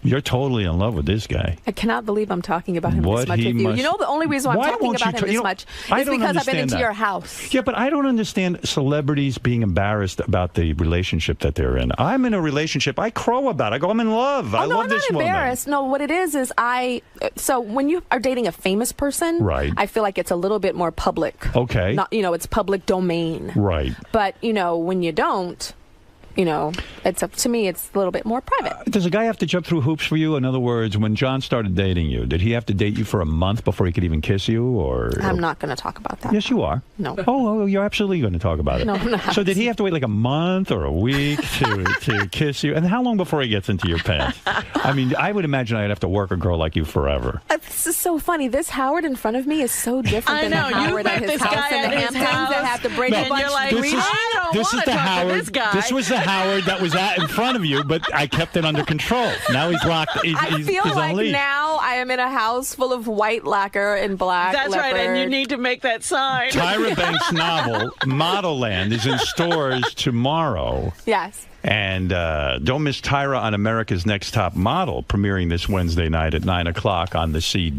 Totally. It's all stars. Oh, so these Does are Adrian girls who are Curry coming come back? Adrian does not. No. We don't want winners to come back. When you're running a show like that, it's a lot of headaches, too. Janice Dickinson proved to be a nightmare for you. True. I mean, I think she's nuts. I enjoy having her on the show because sometimes she is a wild woman. Yeah, but that was painful to you, right? I mean, you had to fire her. No, there's no firing. There isn't? No. Doesn't she still sort of? There's that seat is a supermodel, like a rotating seat. That seat was a what do you call it? A supermodel that had more experience than I did. Right. So no, there wasn't a firing. What was it? She was the first season, right? She was about 4 seasons, and then we had Twiggy and we've had Paulina. So So you had her for 4 seasons, but she started to say terrible things about you in the press. She was biting the hand that feeds her. I mean, you were good to her. Did you ever sit there and pull the hair out of your head and go, what did I do to this woman? I mean, I gave her a job. Yeah. Well, no, the thing is, one thing my mom told me, my mom said, no matter what people like that say, you have to remember 2 things: that you gave them an amazing opportunity, and another thing is you have to remember that they are older than you and they were there before you, and you should never disparage them, no matter what they say. So that's what my mom That's the high road. But meanwhile, it causes you a lot of stress because she starts to... No, it doesn't cause me a lot of stress. No? No, I still have to acknowledge the fact that I hired her You know what I mean? And I knew who I was hiring. Do you understand? Yes. And Top Model was very successful and had a very successful start. So and you put up, she's the nudnik on the show, and it works. You know what I'm saying? Yeah. So I knew what I hired. When is the last time you saw her or spoke to her? I don't know, Howard. Years. And if you saw her in the street, you would ignore her, wouldn't you? You would run. You would run. No, I'd probably, She'd be screaming and running after laugh and say, girl, what's up with you? If you had a daughter, would you let her go into modeling? I couldn't stop her, but I wouldn't. I wouldn't encourage it. Why? It's just. I just think there's so many other different things to do. If it was something, if the modeling world was calling her, then I couldn't stop her. If it was something that she was really just trying, you know, and I didn't feel that, you know, I felt like there was better things for her, then I would encourage her to do it. When you do that Victoria's Secret stuff and you're practically naked walking down the runway, you're so sort of prudish. I can't imagine you felt comfortable doing that. I always had a cover-up on the back. Do you enjoy showing off your body? Is there a certain sexual thrill that comes out of it? I mean, a certain titillation that perhaps? Not at all. I just liked working the runway. Right. Yeah, but I always covered up. I always had like a little something on the back. But then the Sports Illustrated stuff. Yeah. Do you like doing that? That's kind of out there. Have you ever posed nude? No. You've never done a naked thing? No. Never shown a nipple in any pictures, even if it's an art picture? No. Not consensually. When I say the Sports Illustrated it might be something out there, it was very sexy. Yes. You know, that was a side of you Sports Illustrated is very sexy. Yeah. I used to joke and say that I know how to act sexy for a photo, but it's not as natural in person for me. Or like, it's just not as natural for me. Who's the most beautiful woman you ever saw? Ever saw? Modeling. Christy Turlington's pretty amazing. Iman. It's pretty beautiful. Beautiful. You friends with her? Iman? Yeah. No, not friends, but she's like has that kind of a mentor type of thing. You ever hang out with her and Bowie? No. Have you seen him? Is he fat? That's what we need Is Bowie fat? Someone told me he will not leave his apartment because he's fat. Oh, that come was a rumor. on. I'm not That's kidding. ridiculous. No, I'm being serious. He won't tour or anything because he's fat. That's ridiculous. What do you know about that? You don't know anything about that. Crazy ass rumors. You lost a lot of weight, didn't you? Not recently. Years ago, I did. You look thin to me. I do? Yeah, you look good. Oh, I don't. I think I've gained a little, though. If Janice Dickinson was drowning, would you throw water on her? Or would you help her Or would out? you throw her a life preserver? I'd do more than throw her a life preserver. Are you a religious person? I would definitely make sure she survived. Huh? Are you religious? No. You weren't raised in the church? Oh, I was raised in the church, but I don't necessarily go to church all the time. But John and I, we go to church a couple times a month. He goes to church all the time. I go to church a couple times a month. You believe in God? Of course. What do you mean, of course? I mean, yes. You mean you're definite that there's a God up there? I think so. You think you're going to die and we're going to go to heaven? And we're all going to hang out? I don't know if you're going to be up there. I'm trying to you find know out. what? The Howard in the Hamptons Will go. answers, he'll go. He's going to heaven. He's going to heaven. This one today is not. This one is friggin' burning, man. What do we do with this one? All right, let's go to a couple of callers. First of all, we're here to celebrate Tyra's novel, Model Land. It's in stores tomorrow. She's very excited about it. She wrote it herself. You know, yeah, okay, some people commented, but she wrote it. She wrote it. Don't miss Tyra on America's Next Top Model. Premieres this Wednesday night at 9 o'clock on the CW. How many years has that been on? A long time This is cycle 17 that's starting. So cut that in half. Tyra will be signing copies. Ooh, Tyra will be signing copies of her book Wednesday night at 7 o'clock at the Barnes & Noble on the 3rd Street Promenade in Santa Monica. What are you going to wear to that? Oh, something really saucy. Oh, yeah? Whoa, why not? Let's hear. What are you going to wear? I don't know. I think I'm going to wear, like, some, like, pants. And Pants? Wear something like this. Shows off your curves. I'm going to wear something that shows off curves, but it's going to be pants. No, guys don't want to see pants. Because I'm not doing just normal signings. I'm, like, doing these kind of, like... symposiums with people. So wear I don't a want to dress. just go hi. I'm talking on stage and it's interactive with the audience. Wear this and wear those heels, and people will come. How? I'm going to be talking to young girls. So what? For additional signing dates and locations, go to modellandbook.com. King of all blacks, you're on the air. Go ahead. Real quick for Tyra. We're running out of time. She's got an important life. Go ahead, King. Yeah, I just wanted to tell you, like, I love all women. I love black women. But what happens is when they get powerful and they get money, they get stubborn and they're kind of hard to get along with. Is that right? I'm glad you're telling us that. Are you powerful and stubborn? And hard to get along with. I'm not hard to get along with, King of all blacks. Well, that's like Beyonce, like, you know what I'm saying? Like, you could tell, like, Jay-Z said, like, she said, now you could get me pregnant, so he got her pregnant. Oh. She calls the shots in that relationship, right? Yeah, you could tell. I don't even think so. King of all blacks, are you just intimidated by strength? No. Well, I don't like a strong woman anyway. I like who kind of weak. He doesn't. Exactly. That sounds He's a like weird that's guy. what that's He's coming into from. he gets married. You're a foot fetishist. Oh God! Yeah. When you said she couldn't, when you said you wouldn't let Howard see your feet, I'm sitting in the sleeper going, damn. Jim, real quick, go ahead. Tyra, do you use a vibrator or just your fingers when you Tyra, do you ever use... Now, you're giving him the cut-off side. You don't believe in a vibrator? Robin uses a vibrator. Here we go. What have I got to do with anything? I thought that meant she uses her fingers. Oh, stop it. Let's go to... I don't know. Gary, is that you? Yeah, it's me. Okay. Hey, I just want to say to Tyra, I'm probably one of the most straightest guys you'll ever meet, and my wife has got me hooked to America's Top Model. I don't know hide the hair of fashion, but I just like the challenges you guys do on the show, and I just think it's a great show. Now, follow-up question is... So a straight man can... That's not a question. A straight man can like America's Next Top Model. Exactly, and the straight men always say, my wife likes it, and I watch it with her. I should be watching that show this season. You should totally watch I will it this watch season. it. I'm going to get into it. I asked you to be a photographer this season, and you said no. Well, yeah. You're getting into photography. Do you want to do it this new season? We're about to start a new season. No, I'm not that good. Believe me. I can hold your hand through this. You don't want me doing that. Trust me. I'm a pain in the ass. What is it, Gary? She has to go soon. Tyra has to go? Yeah. All right. My follow-up question is, what kind of girl is she in the bedroom? I think she's a crazy, crazy girl.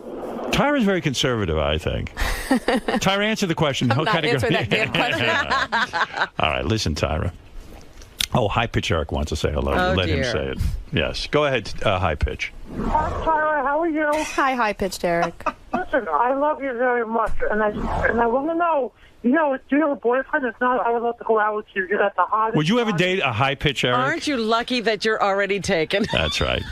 Is the dating scene the worst, though, Tyra? Seriously. Are you glad you're in a relationship? Yeah, dating's not fun. It's not. Why is it not fun?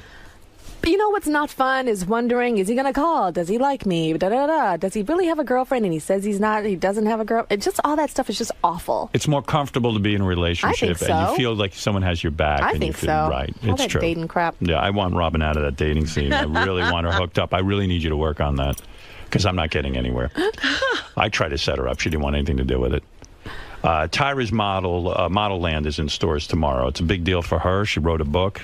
It's a very satisfying thing to write a book, I imagine. And the book there's fantasy in here. The supermodels have superpowers. Are you hoping to get this made into a movie? Is that what the plan is? I've already been offered a movie when I was writing it, and I said no. I held off. Why would you say no? Because I didn't want to focus on writing and thinking about a movie. I didn't want some producer saying, make sure you add this, make sure you add this. I just wanted to tell the story. I see. Yeah. So and I don't think you and Beth are boring. We will be calling you guys to have another What did you think? exciting Did dinner. you think they dropped you? You do think we dropped you?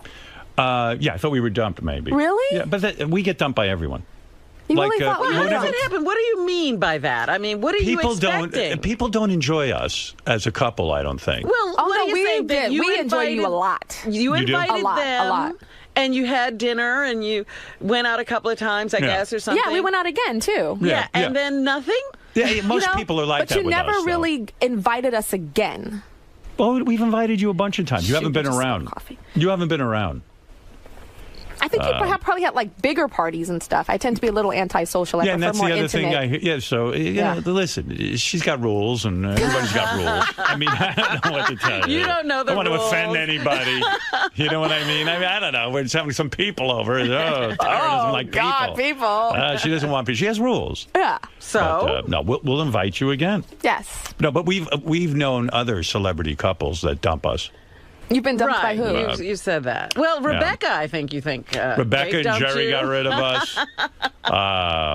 Even Kelly and Mark haven't been in touch with me in a long time. Yeah, we were pretty friendly with them. They even Mark married us, you. but I didn't hear from them all summer. Oh dear. I think Beth and I are just boring to hang around with. People think I'd be a lot of fun. You're expected to put on a bigger show, I guess. I'm incredibly dull. Really, people No, are it was just really boring. nice. I think you're very nice. Thank you. Listen. I think Not the nice world of enough you. to see again. Yeah. Right. But anyway, Tyra, and say hello to John.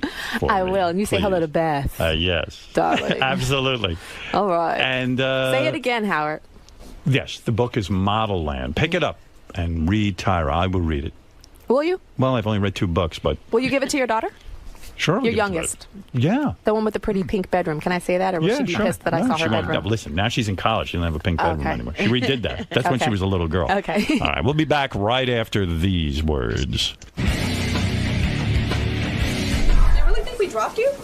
No. Oh, okay. I didn't think that at all. In fact, no, not at all. Honestly. That's not the case. Oh my God, you are tall. I Yeah, don't but I'm even not. remember how tall you I'm not as are. tall as I am. Oh, it's the shoes? Yeah, it's the shoes. Look, see you. Look. Oh my goodness, there you are. Hello. How are you? Good. You have a little something on your nose. Do I? Oh, you know what that is? Is it, oh, wait, what is that? It's a little white thing. I don't know. Maybe from the cup or something. Well, I just got, oh, that's exactly what it is. It's not me. Oh, dear. Oh, God. I don't think it was there all the time. Tyra. It's good to see you. You did a great job. Thank you. You were great. Good luck with the book. Oh, my God. It's so much So you're only doing one signing? No. That's, I don't know why they only had that one. I'm doing Why didn't they give me the whole list? I don't know. Tell them to give me the list. Yeah? Will you? Yeah, sure. Yeah. Okay. Why did they do that? I was wondering if they did that just because that was the most recent one. Maybe. I mean, the one Maybe that's it. coming up. Yeah, but no, it'd be are you nice doing to one do. in New York? I'm doing New York, LA, Chicago, They should have given me the list. Dallas, Miami. People are interested in that. Okay, so I'll have them do it right now, actually. All right. Okay. Tyra, say hi to John. I'm not professional. Oh, you're not professional. I'm not. Did you see this? This is for Howard's website. Okay, Tyra. You've experienced on-air Howard. What do you think? He was on air. There was moments of off air, but I think he just can't help himself. Where he's trying to be that guy at the dinner party. He's trying to be the guy at the dinner party, but on air Howard just keeps socking him up the face. What? So unfortunately, dinner party Howard going to heaven. On air Howard. He's hellbound. So what happens at the next dinner party? Are you going to give him some... At the next dinner party, I think I'll have it at my house, and I'll cook him a special recipe. Put things in there that, Will you match up Robin? I'm going to try to find somebody for Robin. Just not sure about her taste. I need more information. Okay. Good luck with your book. Bye-bye.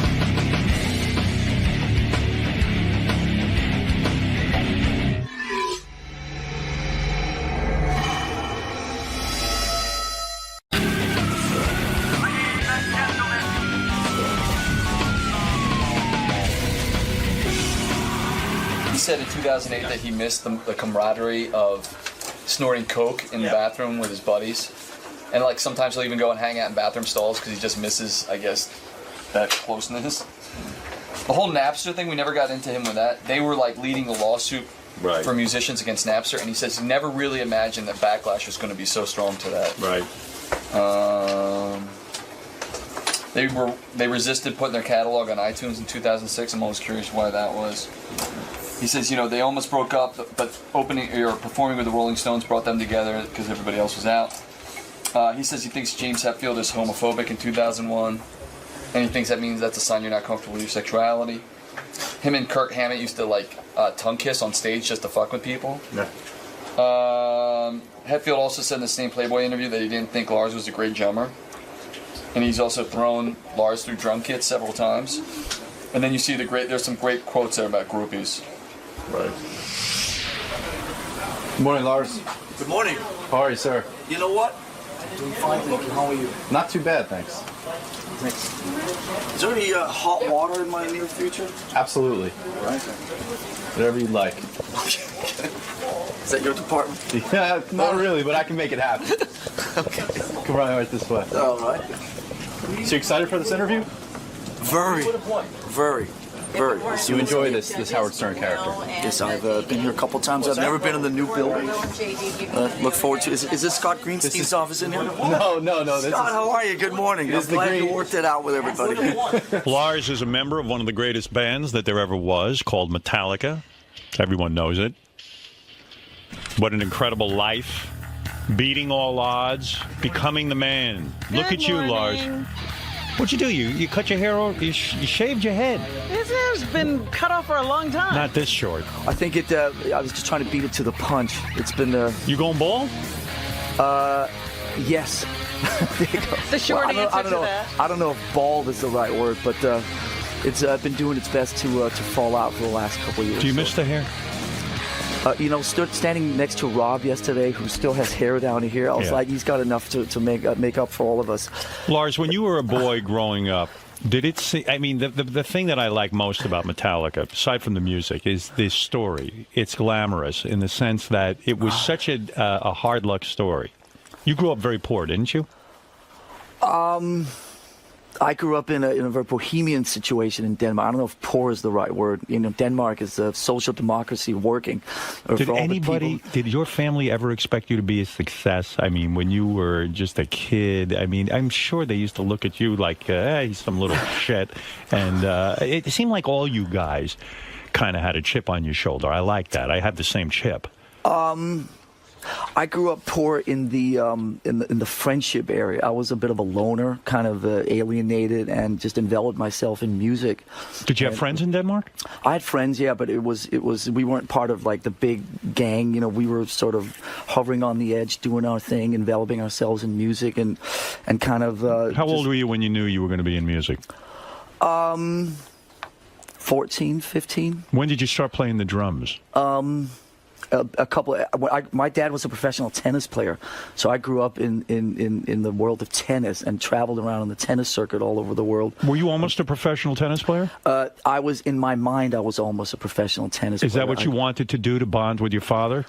I don't know if it was to bond with my father, but I wanted to. It was what I knew, so it was sort of what I wanted to do. And in Denmark, I was actually in the 12 and 14s. I was ranked in the top 10 in the country. No kidding. As a team or as an individual player? As an individual player. There's no team in tennis. Well, sometimes they have like doubles and things like that, and they have like group competitions where schools go, so it's collective points and that kind of thing. So you're saying as an individual player, you were ranked top 10. In the country. In the country, in Denmark. In Denmark, okay, right. Which is about, the size of the West Village. But nevertheless, a pretty big accomplishment.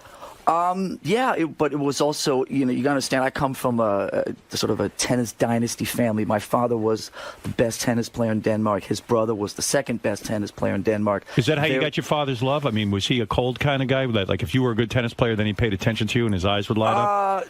I think that if he was sitting here, he would find that to be quite exaggerated. I was pretty into doing it myself. It was what I knew.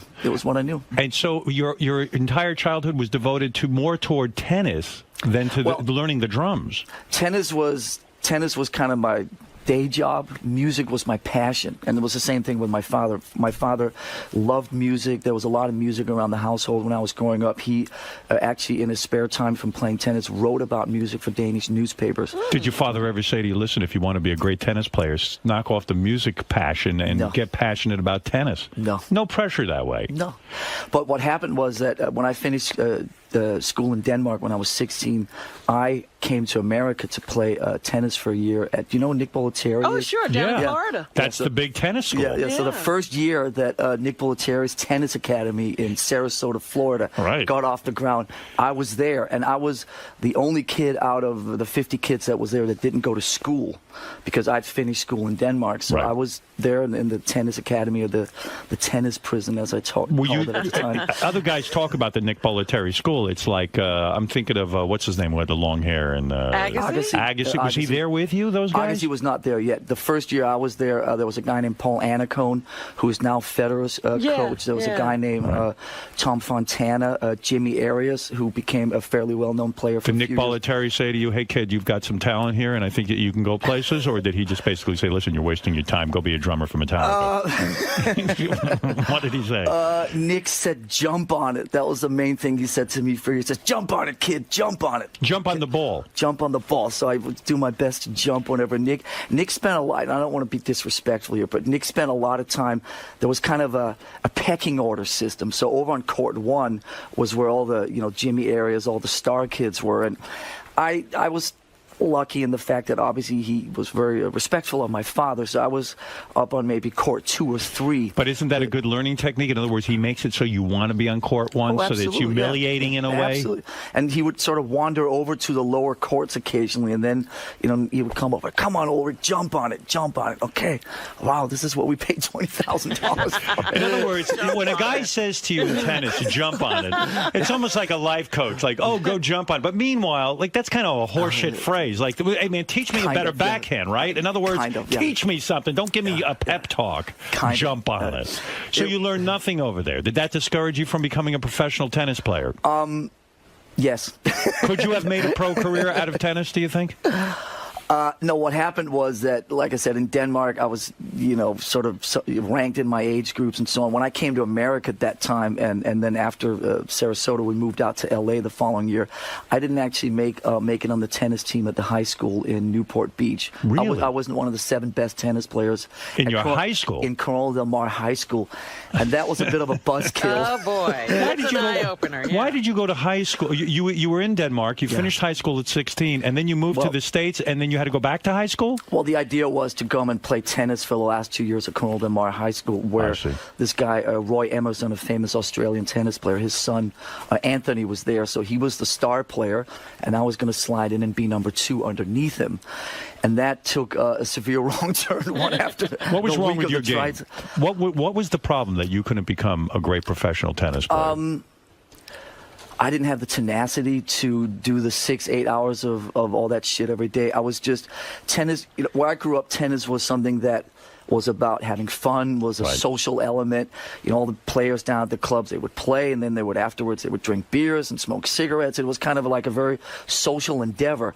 In America at that time, in the wake of McEnroe and Connors and this whole thing, every middle-class parent in the United States sent their kids into these tennis factories to try to have the kids be their meal ticket, out of middle class, So in a sense, you believe, your philosophy is that you had the natural talent. It's just that you didn't have this insane drive that middle-class parents put into they all want the next McEnroe. And I also got kind of turned off by by that thing of 6 hours every day, just drills down the line, and it's no longer fun. It just became very I don't know, military. It was very hard edged. And growing up in Denmark, where everything's kind of la-di-da, you float along and very bohemian. And you just play games. I can't even picture you in the outfit, quite frankly. The sweater and the. You know what I mean? had the silly little shorts on like everybody else in 1979 that were way too small at the time. Right. I see you wearing black with maybe a devil thing or something. I don't remember those little shorts that were like that big? Remember the little shorts? Hard to get laid. It's a lot easier getting laid in Metallica than it is to being in tennis. And when you see those pictures now, you're thinking, what the fuck? How do we get into those? So while this is going on, simultaneously, you're getting into music. Did you ever think of becoming a guitar player or a... Yeah, why the drums? Well, music, at that time, actually, that year that I was at Bollettieri's music, there was a 98 Rock in Tampa. Was kept me alive. And that was a...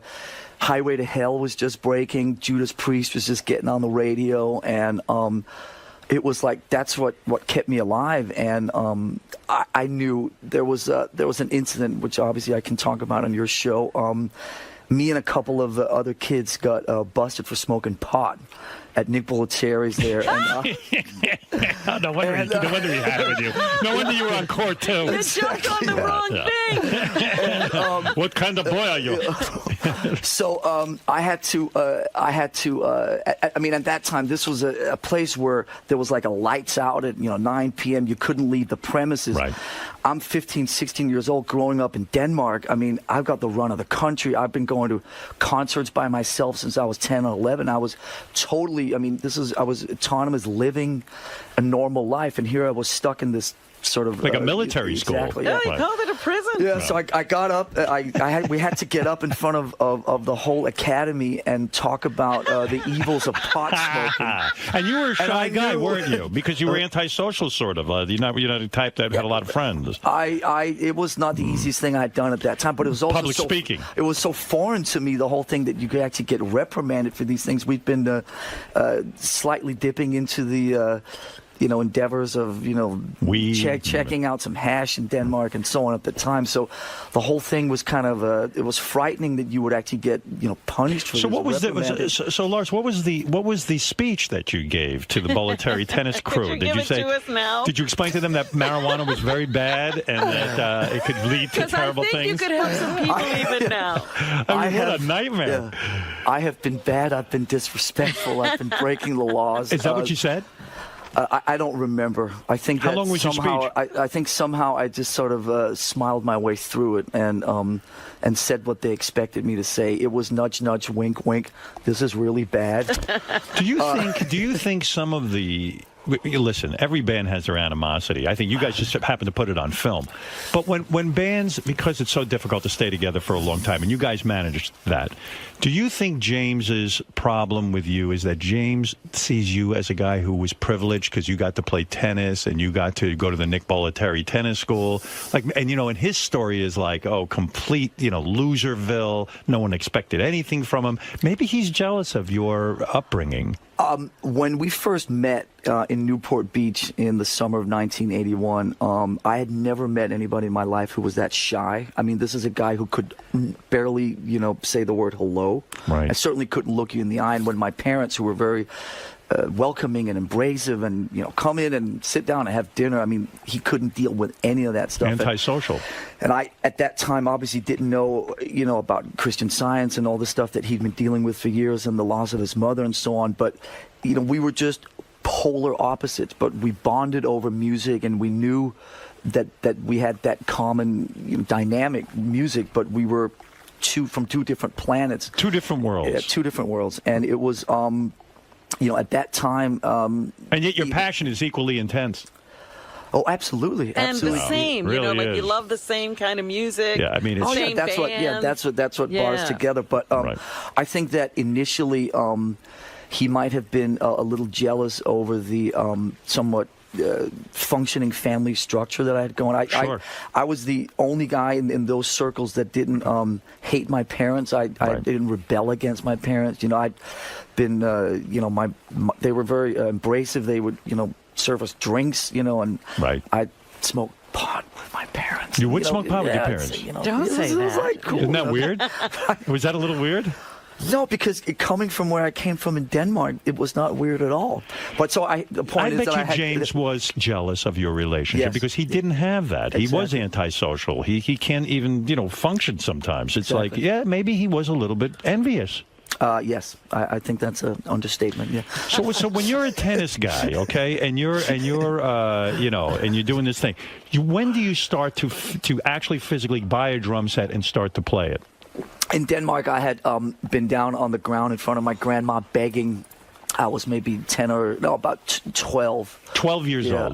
It was like drums was supposed to be sort of my escape away from the discipline of tennis. So I started kind of playing when I was 12, 13. Now, a lot of parents will say to a kid when they ask for drums, "Screw you! I don't want to hear that racket in my head."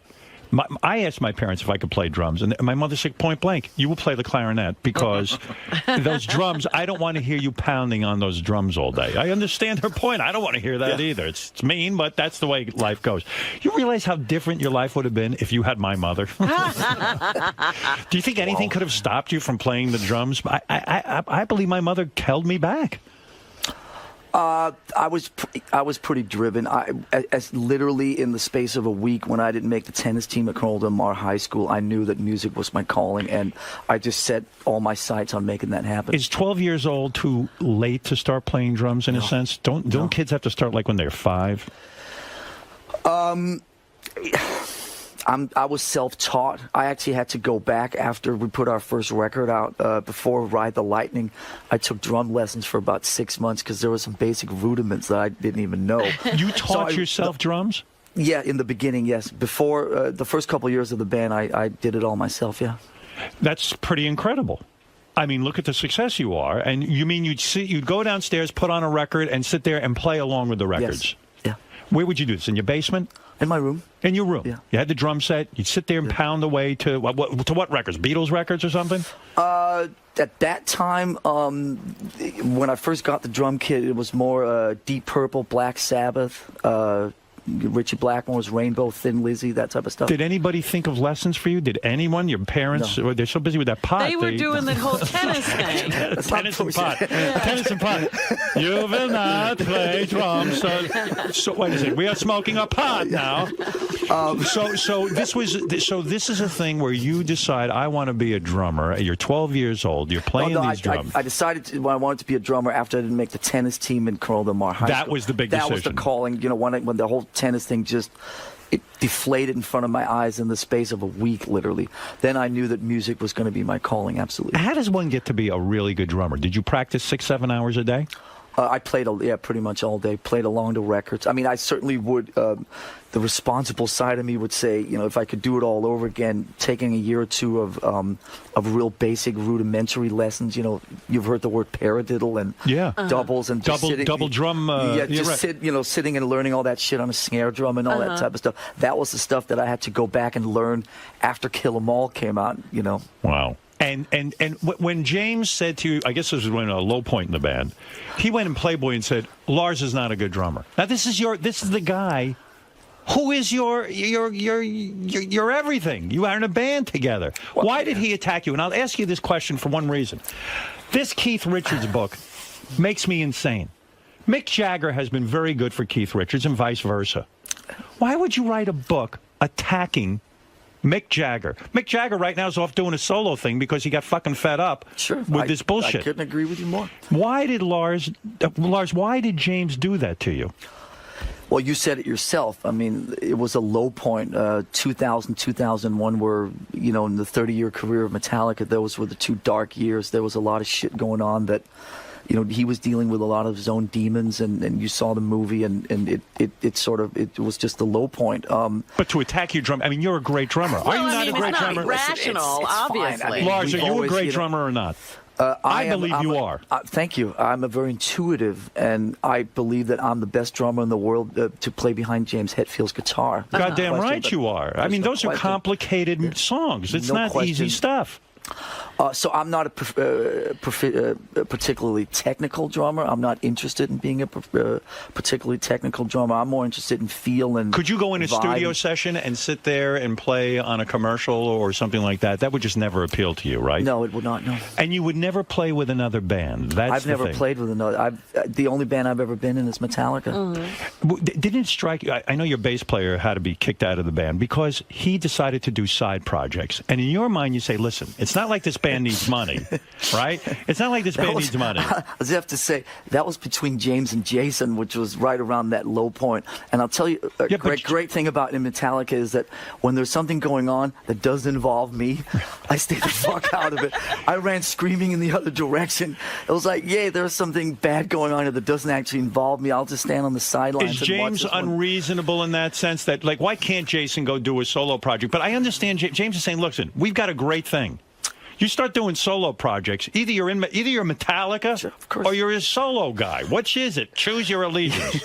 Or is that too extreme in your opinion? No, James was James's whole thing at that time was that, you know, he wanted that kind of loyalty, and he wanted that kind of dedication, and to stray from outside of Metallica was to show weakness. So his whole thing was kind of we ended up doing some therapy, as you're well aware of, and that whole thing was sort of like you suffocate people through love. That his whole thing was he loved Metallica so much, he loved Jason, he loved everything, that nobody was allowed to breathe outside of Metallica. And I think, fair enough, from Jason's point, he was not involved in the creative side of Metallica. He had no voice in Metallica, so he needed a creative outlet somewhere. So since he couldn't do it in Metallica, he ended up going elsewhere, and then James wouldn't let him do that. And did you go to James and say, James, aren't you being a little rough on Jason? I stood on the sidelines. He said, "I'm not talking about me today." Fucking pussy. No. Are you afraid? Are you afraid of James? No. At that time, I mean, like you were saying, just things were really fucked up in the band. It was a really rough year. We were very fractured. Did Jason call you and say, "Lars, can't you talk to him for me"? No. You didn't? No, that didn't happen. What a career suicide, though. Here's Jason, who's in one of the most successful bands in the world. I would say to myself, you know what? Like, sure, I need a creative outlet. I'll sit home and jerk off. I'm not leaving this band. This is a great thing for me. I've got financial security. And let's face it, being in a cool rock band and getting laid and blowjobs and stuff is pretty fucking great. I'm not going to blow this thing. No. It's pretty cool. It was. It definitely was a mind fuck for us because, when you're in Metallica, you're a lifer. I mean, you're all the people that work for us. I mean, we have people that have been with us 25, 30 years. It's like a gang. Once you're in, you're in. Right. And you're not going anywhere. So Jason was the first guy that left, sort of voluntarily, and that definitely fucked with us. But I think in retrospect, fair play to him, and I actually respect him for doing what he believed was right. And I obviously did try to talk to him. I went out to his house one time when all this was going on and say, listen, I'm sort of caught in the middle of this whole thing. You do what you got to do. Either way, I respect you.